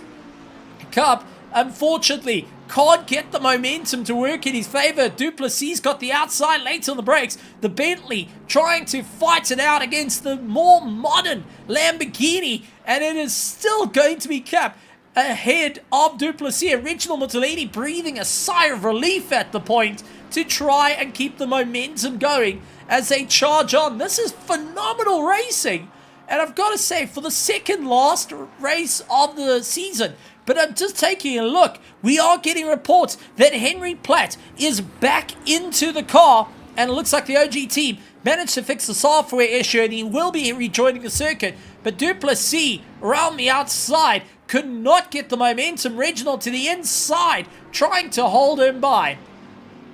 Absolutely tremendous stuff as they charge on. And this is going to be Quadruplessis' opportunity to try and get on by. He's incredibly quick, but it just looks like he's not having... Oh, there's the contact into turn 2. Oh, the race is over. And that has just given Reginald Mitteledi a breathing room. But the big winner out of all of it, gaining 2 positions, Jared Bakum, just goes and gets on by and says, okay, well, you both just parked it off on the inside for me. I'm going to be happy with this. I'm chasing down Mordred Claessens, who's in 7th position. He's not even in 4th position on me, and I'm just going to get on by. So, unfortunately, the race was looking great, but it ended in tears for both Cap and the likes of Quadruplessis. What a... Oh, man, I'm actually gut punch for that. I was having fun. I was really having fun for that one. Daniel van der Venter fights out with Jason Farmer at 0.5 of a second. And this is now our closest battle out on circuit. Trying to get the momentum going on one another. So, let's talk about the race at hand as Brandon Kruger does his drive-through penalty. It's Henry Mayer who has the quickest lap time of the race, still yet to do his pit stop. If we look at the amount of time they have to do in the box, you're looking at close to 60 you're looking at about 50 to 60 seconds to get the pit stop done and dusted. Henry Mayer will need to clear that as Bego Krobler tries to make up the time. Now, let's talk about the championship and how the ramifications of where they are comes into play. So, Henry Mayer leads out the championship, will get 50 points, once again stretching his gap, but only by a little bit, as Bego Krobler holds the second place. As long as Bego can hold second at the moment, he can possibly take the championship fight to the very end if Henry Mayer has a terrible race in round 8. And I'm talking about a non-finish. That means Bego Krobler will get the championship win. That being said, however, Fleming Bauer, who's running in 3rd at the current, will be a little bit closer to Bego Krobler and will be fighting for the championship, 2nd in the championship in the final round. If they stay as it is, it will look to be a win, but we are getting reports, however, the 122 car come to a stop. Let's take a quick replay look at the likes of Harry Duplessis. He tries to mind out of the way into turn 2, and there is the number 1 of Vian Putter, goes around the inside, now trying to make his way through the XK sweep, not going to work out. Oh, there's a contact between the two over the curb, and there's a secondary contact. Lexus Drift kept it alive. Unfortunately, Vian Putter met the inside of the wall. For Fears, keeps pressure on Sean Herrera, the Griffin Sim Racing team, trying to catch up to Lucan Haynes of the Racing Snails as they continue on the drive. What a stellar race it's been here thus far at Kyalami, but we still got 14 minutes and 22 seconds left of this race. We have still got cars that need to do their final pit stops. Henry Mayer, Bego Krobler, Fleming Bauer, Herb Bukes, Michael Schultz, Tiernas Puerta, Mordred Claessens, Ruben van der Waal, Chris Collison, all needing to do their final pit stops. Our Pro-Am at the moment, Vessel Woda, Gerald Pretorius, and Rian van der Race are just running it down to the wire. Well, it looks like Vessel Woda going to be going and taking his race win here. And this is going to be a big move for him in the championship. But the question comes in, when are these drivers going to come into the box? As we do see Rian van der Race going and giving a quick flash of lights to Bego Krobler, just saying, listen, thanks for getting on by, and just keep up the momentum. You would see the indicator came on as well. Now, let's talk about that. Many people think you indicate where the car needs to get past you. It's actually not the case. It's where you're going to be on the circuit, either to the right hand or the left hand. You don't have to do it. It's not in the rules to do so, but it's definitely a good move to notify the drivers behind you of where you're going to position your car and where the cars can get around you. This also allows you to choose how you enter and exit the corners as well. So for cars that are in this type of fight, it's a great opportune moment to not lose time. So take a look at this. If you have got Sean Herrera at current with the likes of Fafirs, if he could just indicate to any passing car where he's going to be and where they need to get past him, he has an opportunity to utilize the faster car as a buffer to hold back the likes of Fierce. Both are fighting for class position. Lucan Haynes, who's a little bit up the road, is going to be more than happy to see these two scrapping it out behind him. He knows that he would then have 4th place secured unless he visits the dirt, because we're talking about him now. The racing sales getting a little bit close there. We've seen a couple, unfortunately, meeting a unfortunate end. So for Fears, keeps the pressure on Loureiro through the first S, into the second S, coming up towards the top, and will be in to the top of mine shaft before they absolutely floor it down, getting as much momentum. And well, for Fears going and opens up the corner quite a bit to allow the likes of Fleming Bauer through. This is a very clever move of Fears. Now he can utilize Fleming Bauer as a wrecking ball to get past Loureiro. Keeping close to Bauer is a perfect move to allow for Bauer to open up that gap and follow him through, as Sean Loureiro will not be able to close the door on them. So, for Fears, it's crucial to hold on to the back of this McLaren as much as possible. For Loureiro, he's going to have his wits about him. He's going to have to let the likes of Bowers get past as quick as possible and slam the door as hard as possible. So he goes deep on the inside for turn 2. He's then middle of the circuit, late on the brakes, needs the apex just right, holds the apex, and that causes Fears to lose out the time and just lets him on by. Very, very well played by both the likes of Loureiro and Fears to keep a good bit of track awareness and utilizing Fleming Bauer in a bit of a way on top of one another. So I've got to give it up to all the drivers on a great stellar effort. Jason Farmer, however, is running a little bit low of the pros, but is fighting out with Daniel Fadafeta. Big problem, however. Bego Krobler, 2nd place of the race in the wall. Can he get going? Fleming Bauer is coming through the first S. Fleming Bauer's going to see this. Bego Krobler only rejoining now. Sees Lucan Haynes. He sweeps across the nose. Fleming Bauer's going to see it. He's going to look for the inside. Heading at the top of mine shaft. Bego sweeps across the nose to defend. A mistake out of the 2nd S. Dropped the wheel on the dirt. Cost him time. Fleming Bauer brought back for the fight to 2nd place. If Bauer can clinch onto the 2nd, he will take points leading into the championship for the final round. He will have literally 3 points to his name that will go that little bit further to Bego Krobler. This is a very, very big moment for both drivers and for the running order. But once again, when are they going to do that final pit stop? Because it can be make or break for all the teams at Current. And I can see you guys out there on the virtual grandstand standing on the edge of your seats, much like myself at the moment, as we are seeing incredible fights going on. And I can tell you, it is frantic here in the commentary box, trying to figure out when exactly these drivers are going to make it work. When are they going to get these pit stops done? And we already see Brandon Kruger out for blood, sets the fastest lap time of the race. He is down in 20th position, but he is making a point at the moment that he is standing just at the bottom due to problems, and has taken away fastest lap time of the race away from the Pandacity team.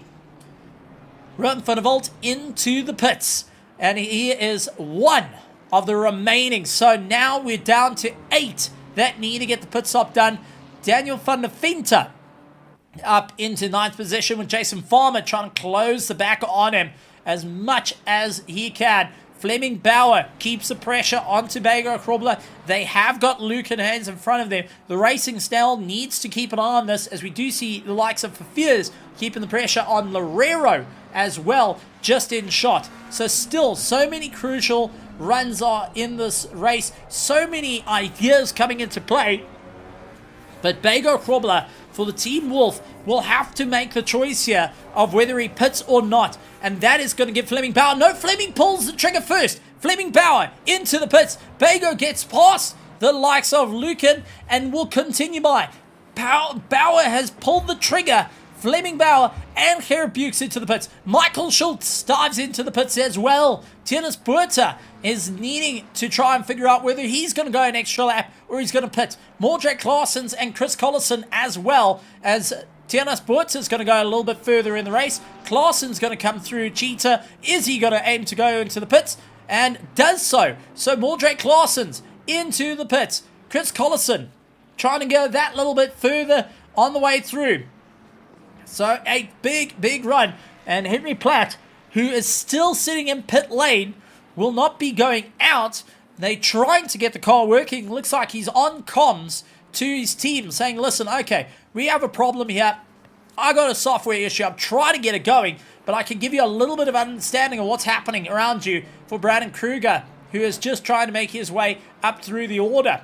So, at the moment, top three, Meyer, Krobler, and Berta need to choose when they're going to get this pit stop done. Are they going to leave it right to the end? We have seen in the last 50 seconds of a race, drivers get into the box. Meyer pushes on a little bit further. Krobler in second. Will he do the same? And Tiernis Berta needs to take it into consideration as well. This is a big move as Fleming Bauer is 4 seconds off his teammate and has an opportune moment to fight it out for second place. Was that earlier pit stop exactly what he needed to make it work? Was that earlier just pulling the trigger first on the final pit stop the move that could hold second for the Pandacity team?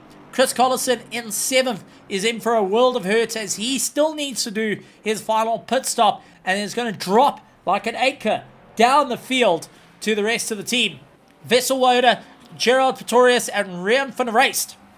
Alright, top three of the Pro-Am. Henry Meyer, Bego Krobler, and Tiernis Berta are yet to do their final pit stop. Mordrake Claessen's trying to get around Vesselwoda. Now, this is going to be a crucial time. Vesselwoda doesn't have to fight Mordrake Claessen's, but it is handy to have Mordrake going and being a little bit of a blockade to the likes of Gerald Pretorius. Well, Mordrake's going to work it around the outside, and Vesselwoda is just brawling out there with whoever he can as Mordrake gets the pass done only just before Cheetah, and literally a hairline there to try and get it done. Vesselwoda down into 11th, but leads out the class. We'll have Gerald Pretorius, the next car, to try and get round him. So teams trying to figure out what's going to work in, and Henry Meyer into the pits. This is a crucial moment. Will Bego Krobler follow suit? Is he going to take it and take the bait of Henry Meyer? Now, this is where it comes in.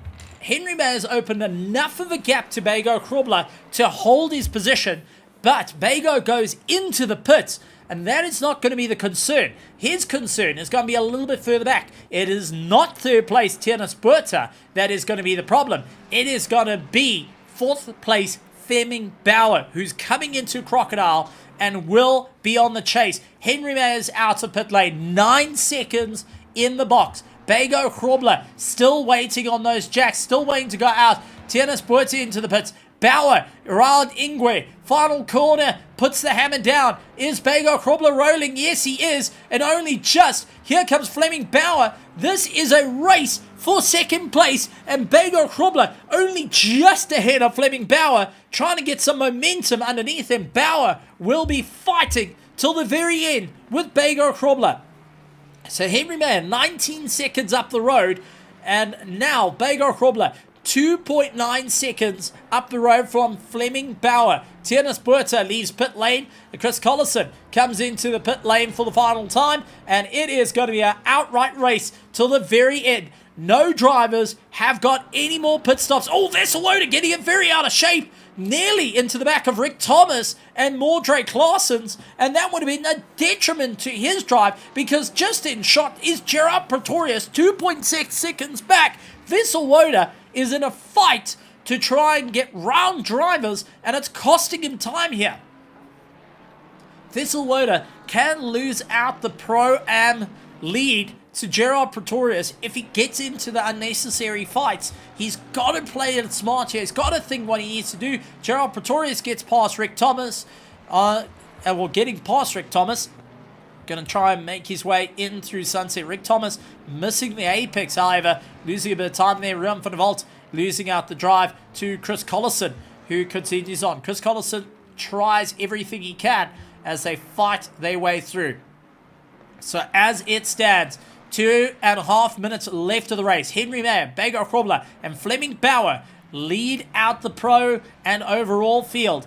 Vesseloda, Gerald Pretorius, and Rian van der Reist round out our Pro-Am. Vesseloda holding on to that top 10, only just ahead of Gerald Pretorius as he gets closer and closer. Johan Verveers into the wall and turned around. The Trail Bullets team, unfortunately, slipping down. Lorero, Anton Lummers, Brandon Kruger, all getting on by. And likes of Johan Verveers down into 20th position. Reginald Mutalini in a fight with Jared Bakum, the Team Wolf driver, has now got the likes of Quad Duplessis' own teammate joining him for a bit of company here to fight him out. And we've got Jackie Alberts trying to chase a little bit of room to Harry Duplessis. We're starting to see a last minute brawl coming out of all the drivers here. Brandon Kruger trying to get past Anton Lummers, and Anton's not going to make it too easy into the top of mine shaft. Brandon Kruger goes for a right royal scene, gets it done. And Brandon Kruger now up into 18th position. Reginald Mutalini having both Team Wolf drivers on the back of him. Duplessis and Jared Bakum trying to make their way through. The pack has now found their prey, and Reginald Mutalini, the Noob Nation, now hanging on for dear life, is going to be charging his way through and will be focusing on what he needs to do to try and hold that 21st position. As we do see Ruin Heineke, quick flash of lights just notifying, listen, I need to get past you, as I got Dion Kopp right on the back of me who wants to try and also make a bit of headroom here. So Dion Kopp is in the battle for Jared Bakum, but it's Duplessis onto the back of Reginald Mutalini as they fight their way through Cheetah, heading down towards Ingwe. Reginald Mutalini knows the situation all too well, as Duplessis was fighting out with him a little bit earlier on in the race. Everyone is far open now. Bago Krobler is 3 seconds ahead of Fleming Bauer. Duplessis snaps out to look the inside. He tried to bait a move out of Reginald Mutalini to force him to look in the mirrors. Unfortunately, Reginald Mutalini was looking at the chat in his stream while driving, and Duplessis gets a tank slapper, comes right across the nose of his own teammate, Jared McComb, who's there. He's got Dion Cup for company. Duplessis making crucial mistakes, and that's brought Cup into it as the fray. Ruin Heineke trying to get in, as Jared McComb up on the inside will continue on the charge. Heineke runs out wide. Cap joins in. Final lap of the race, however, and we are still having ongoing battles. We're going to keep with this one because despite it being at the back of the field, it's going to be great because we've got Jared Bezkum and Duplessis and Cap who have had contact with one another on the final lap. Heineke visiting the dirt. Oh, Cap stuck on the outside. Through the top of the mine shaft they go. And the Bentley trying to get the drive on the Lamborghini, as it is Duplessis to continue the drive. Dion Cap not able to do it. Henry Mayer comes across the line as the winner of the Pro and taking the win for round 7. Second place will go to Bago Krobler, 3 seconds ahead of Fleming Bauer. First of our top running order, however, for our Pro-Am is on the line here. Vesseloda has lost out time through the S's. Gerald Pretorius all on the back of him. This is first of the Pro-Ams going nuts. Who is it going to be when they come across the line? Gerald Pretorius has got one shot to make it work here. Vesseloda making himself as wide as a brick wall to just try and defend for position. Hanging on for dear life in through Cheetah. Gerald Pretorius has got one shot. Has he got it into Ingwe? It's going to be Vesseloda to hold the inside. Gerald Pretorius trying to get the momentum out for the Griffinson Racing team and just not getting the drive. Vesseloda takes the win for the Pro-Am division, and Gerald Pretorius taking second place. Third going to the Griffinson Racing team of the likes of Rian van der Reist. After a clean drive on his part, will get a podium after hard-fought battles. Well done at the end of the race. What a stellar effort for round 7 of the championship. Now done and dusted at the home circuit of Raceface.Pro here at Kyalami. Wow, oh wow. What did we see? Battles up and down through the order. A stellar run by all. And a moment to remember in the championship. And this has now gone and brought a big run of who will be able to walk away with the crown come season 22's end next week. And this is going to be a wild fighting fest for many other drivers. Man, oh man, that was a race and a half. And honestly, I am through the roof. I've got to say, some of the best racing we saw out there had to have come from the likes of Duplessis, Reginald Mutileni, Dion Cup, all going and fighting out nose to tail. That was some very clean racing between them. But honestly, a well done as we look at some of the highlights of the race as cars filtered in, focusing on the battles, trying to figure out what they can do. A couple of off-roading moments. So you can see Brandon Kruger trying to make his way around a bit of carnage. 3 wide, 4 wide, everyone searching for positions. And this was just an amazing time for all the teams to move forward, to try and battle it out in the championship. And honestly, seriously well done. We're going to see if we can try get some of the drivers to come and have a chat to us after such a race here at Kyalami. At the moment, no one has come to the commentary room. There is Ron Heineke. We went back in through the field, and there is just the rapid contact. And, oh, man, that was a death to the championship. But, well, we got our first of the interviews. Let's bring in Vesselwoda after a stellar run. And, well, actually, we started to get everyone coming in. So let's bring our second of the Pro-Ams to come and have a chat to us before we move on to first. Let's bring on Jared Pretorius. Jared, welcome to the commentary box. What a race on your part, and down to the wire, out of all things, for the final spot, well, for first place are the Pro-Ams. How are you feeling? It was especially in the last couple of laps. Changed the traction control in that last corner and it bite me a bit. I was throwing a Hail Mary, but it didn't stick, so I enjoyed the race. Quite lekker. Well, you were keeping the pressure on. Consistency came in. Start of the race. Take us through, because it looked rather busy on your side. Yeah, first couple of corners were quite chaotic. Tried to dodge it, didn't really make any spots up. Didn't get any major damage. And then after chaos, I pitted the second lap to do the undercut. And then after it was clean track all the way. I thought I didn't have the leaderboard on it. I was solo driving on the track and keep pushing at lap times, and I catched up right at the end. Unfortunately, one more lap and I was done it. Well, I think it was extremely close, and honestly, hats off. I mean, this is your second time on the podium. First time this season was in round 5. What's the game plan heading into the final round, round 8, coming up next week? Just to try and enjoy it while we can. Well, I think you scored a good haul of points. Well, before we let you go and enjoy the celebration on such an amazing race, anything you would like to say to all the amazing fans out there here at Kyalami, all the home turf, and honestly, the petrol heads that were cheering on and to the sponsors, the teams, the drivers, everyone out there. The floor is yours after such a hard-fought race. No, thanks for the team. Thanks for you guys hosting it. Takes a lot of time. Yeah, thanks for all the competitors out there. Hopefully we'll get a cleaner race next time, but yeah, keep it clean as much as possible and enjoy it while we can. Thank you. Well, Jared Pretorius, second place for the Pro-Am, and honestly, a stellar effort. Well done. Go and enjoy the champagne. You deserve it.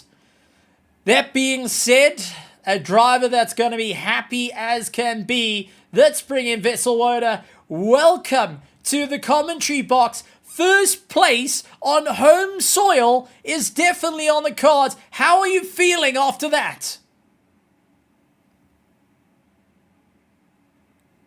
We try to get comms with Vesselwoda. Vessel, can you hear us? It looks like we're battling Mr. Vessel. Are you there? It looks like we unfortunately lost comms with Vesselwoda. Well, Let's go quickly through. Vesselwater won the Pro-Am division and has done a stellar effort to get it all the way across the line and really been an upright charge to the very end. But unfortunately, we don't seem to have comms with him. Vessel, honestly, well done. Second time in first place, second time on the podium, going and getting the win, a little bit closer to securing into the top 3 of the Pro-Am Championship. On behalf of everyone, stellar drive, well done to the very end. We'll see if we could possibly get comms with you a little bit later on, as we'll bring him up a little bit later. So, Vessel, we'll hope to get a message when he's able to get comms on our commentary box. That being said, let's bring in the running order here because wow, oh wow, our Pro division was lit on fire tonight. Let's bring in third place, Fleming Bauer. Mr. Bauer, welcome to the commentary box, and what a race. It just seemed like it was going everywhere. The pit stops had to be crucial. The drive had to be on point. How are you feeling securing third? Hi, Stephen. It was all right race. I think it was more difficult than we thought. There was a couple of spins, couple of stuff happening in the race, but that's racing, unfortunately. But it was fun. Yeah, the pit stops, I need to change an ignition button because I press the start and the car just doesn't want to die. But other than that, it was a decent race. I think Kyle always brings decent racing. Well, honestly, it was a great one. Now, at the start, it was a little bit chaotic, but you managed to break away from it. How was it running in formation and knowing that the top 4 was the entire Pandacity team? I'm sure that was a moment of pride going through while you were chasing down your own teammate. Oh, definitely. I think Mondre coming back with a Porsche, he did a great job. He just needs to learn how to set TC buttons so he doesn't spin out constantly. But other than that, I think it was great. The team really did well. Tinas, I think it was 6th, is a great result. No, I think it went great for the team. Now, if you had to pick out a particular moment in the race that honestly you felt that was a huge amount of fun here on home soil, what would be your pick here at Kyalami for round 7 of the Raceface.Pro ACC GT3 Championship? Let's be honest, I think Kaya's always, you have grip, and the tires are normally great on the track, and then after a couple of spins it gets dicey, and I think that's when it starts to get a bit more fun. You know, you're constantly waiting for something to happen, and when you get through, you're happy about it. So I think that always makes it exciting and gets the blood pumping. Well, absolutely incredible stuff. Before I let you go to enjoy the champagne and to enjoy the hospitality here at Kyalami back in home soil, anything you'd like to go and say to all the spectators that line the circuit? I'm sure as you're going by, just seeing them cheering on the South African pride going and bleeding through onto the circuit. No, definitely. Thank you for everyone watching on the stream, Stephen. Thank you for all the commentating. I watched the races back afterwards. It's a great show, and everyone watching, just for the support. Our team, our Discord is usually, there's a lot of guys and people that don't race. They all support us, and they come and enjoy it with us. So yeah, just thank you to everyone involved in the season and supporting.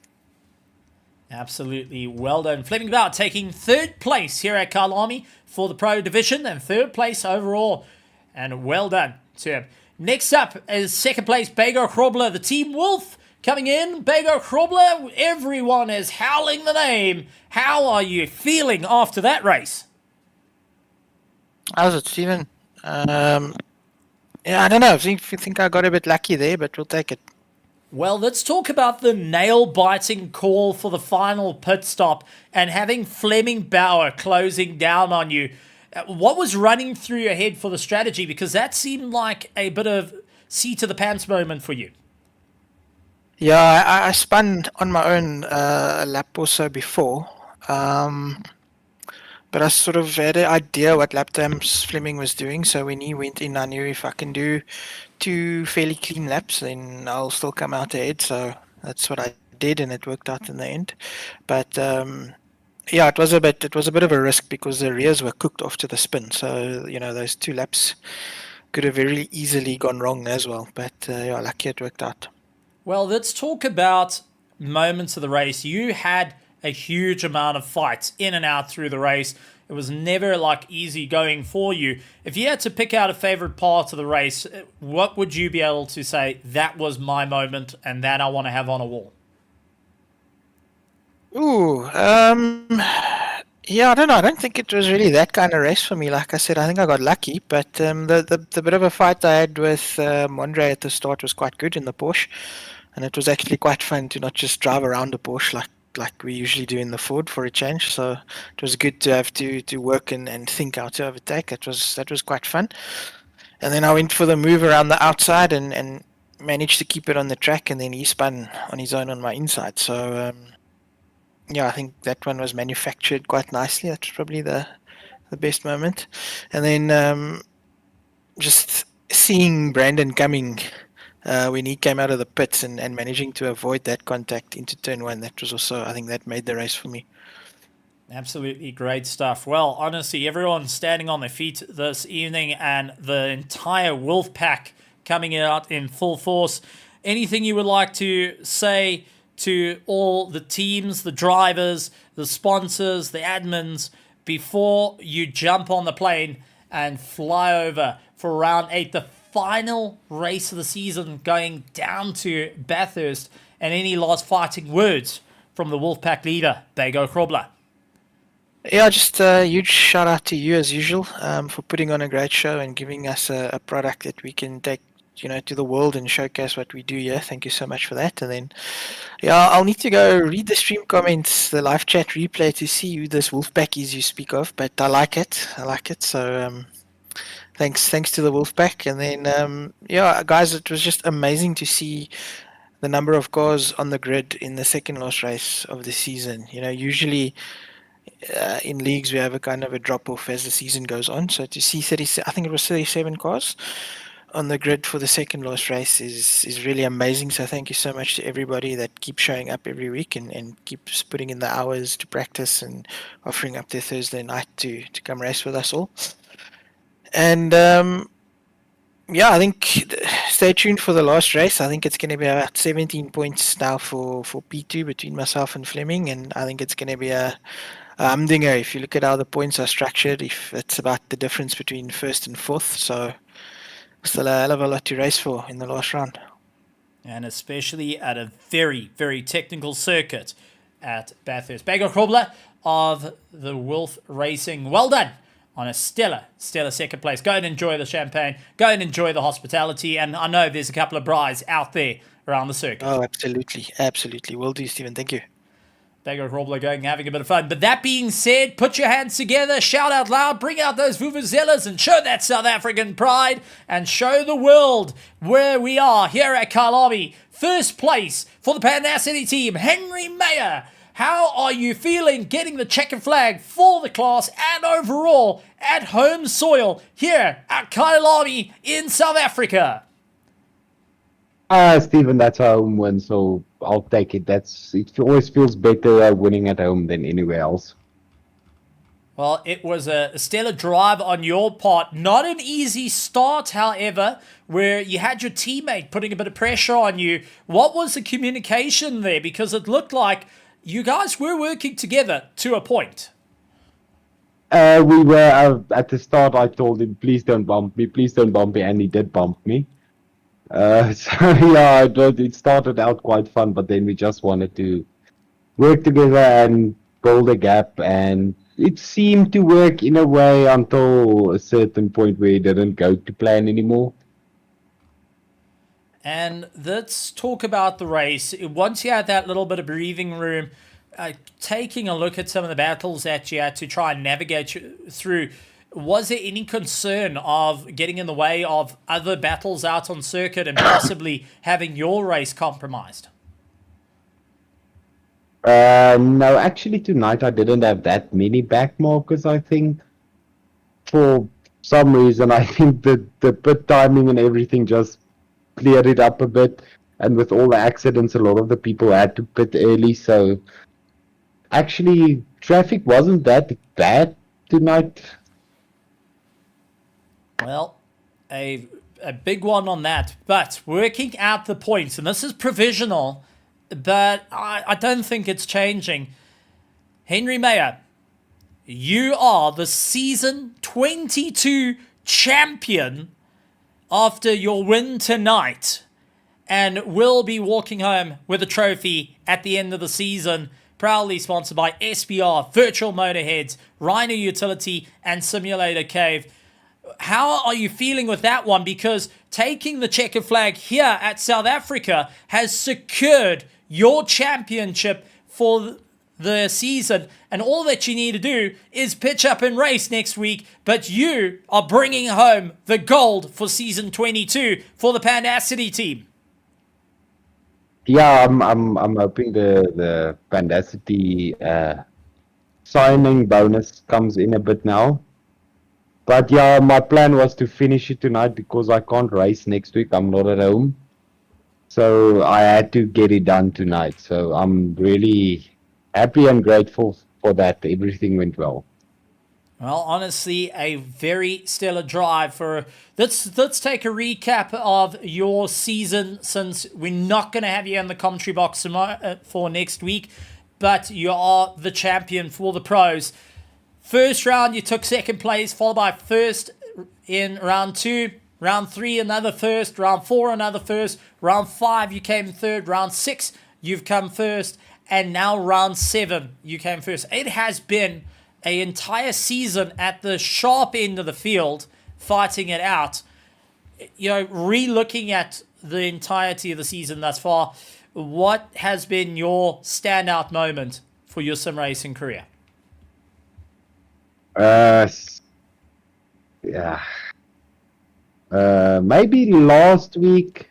I think last week kind of sealed everything a bit. Like, we had some difficult races with the Fords, especially at Barca. Like, but yeah, otherwise I think last week might have been like the seal. Well, absolutely great stuff.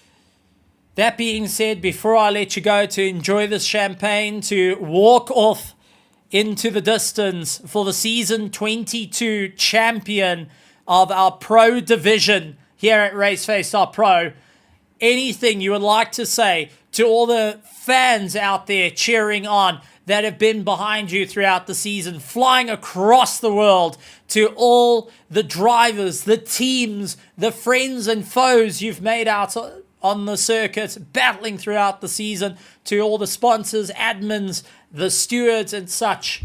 Any final words? The floor is yours. Our season 22 pro champion, Henry Mayer. Yeah, just thanks, Stephen. Thanks to everyone behind the scenes, Hansi, Bertus, Bagel, but and yeah, just for everyone watching and the sponsors and the team making it possible, like the jokes we have each race. That's just the cherry on the cake. Absolutely wonderful stuff. Henry Mayer, congratulations on the championship win. Congratulations on taking the checkered flag here on home soil in South Africa. Kyalami, Midrand. Oh, absolutely incredible stuff. Thank you, Stephen. Oh, what a stellar run, and getting some final words from our season 22 champion for our pro division. But second place going down to the wire, and it is going to be a big one for everyone. But ladies and gentlemen, boys and girls, it does bring us to the end of tonight's broadcast. And honestly, what a wild time to come out to Kyalami. 37 GT3 cars in Pro and Pro-Am fought it out. 37 plus sitting in our AM division that race at the same time. A big shout out to them as well on the incredible work that they've been doing. But honestly, well done to all the drivers and teams on a stellar race. A massive shout out to all our sponsors, Virtual Motorheads, SBR, Rhino Utility, and Simulator Cave for jumping on board with the season, being a part of the championship, and really driving us across the line. Big thank you to all our virtual marshals out there, stewards, admin, everyone working in the background to make this happen. A shout out to Hansi Meyerberg, who's grafting away in the back to ensure the servers are alive and well. But ladies and gentlemen, boys and girls, the most important part of it all, a massive thank you to you, the fans, the petrol heads that keep coming out night in and night out, flying with us across the world as we go and see the best action and going and cross 3 different sims every single week. A big shout out to you and thank you once again for carrying us across the finish line every step of the way.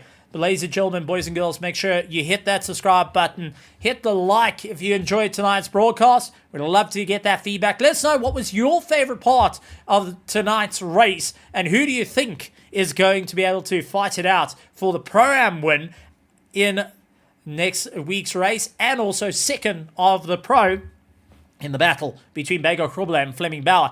So, and join us down in SimGrid. We do have some fun races coming up, and you don't want to miss it. If you want to be entertained, you want to enjoy some of the racing in Le Mans Ultimate iRacing and in the likes of our ACC. But ladies and gentlemen, boys and girls, most importantly of it all, thank you so much for being a part of tonight's action.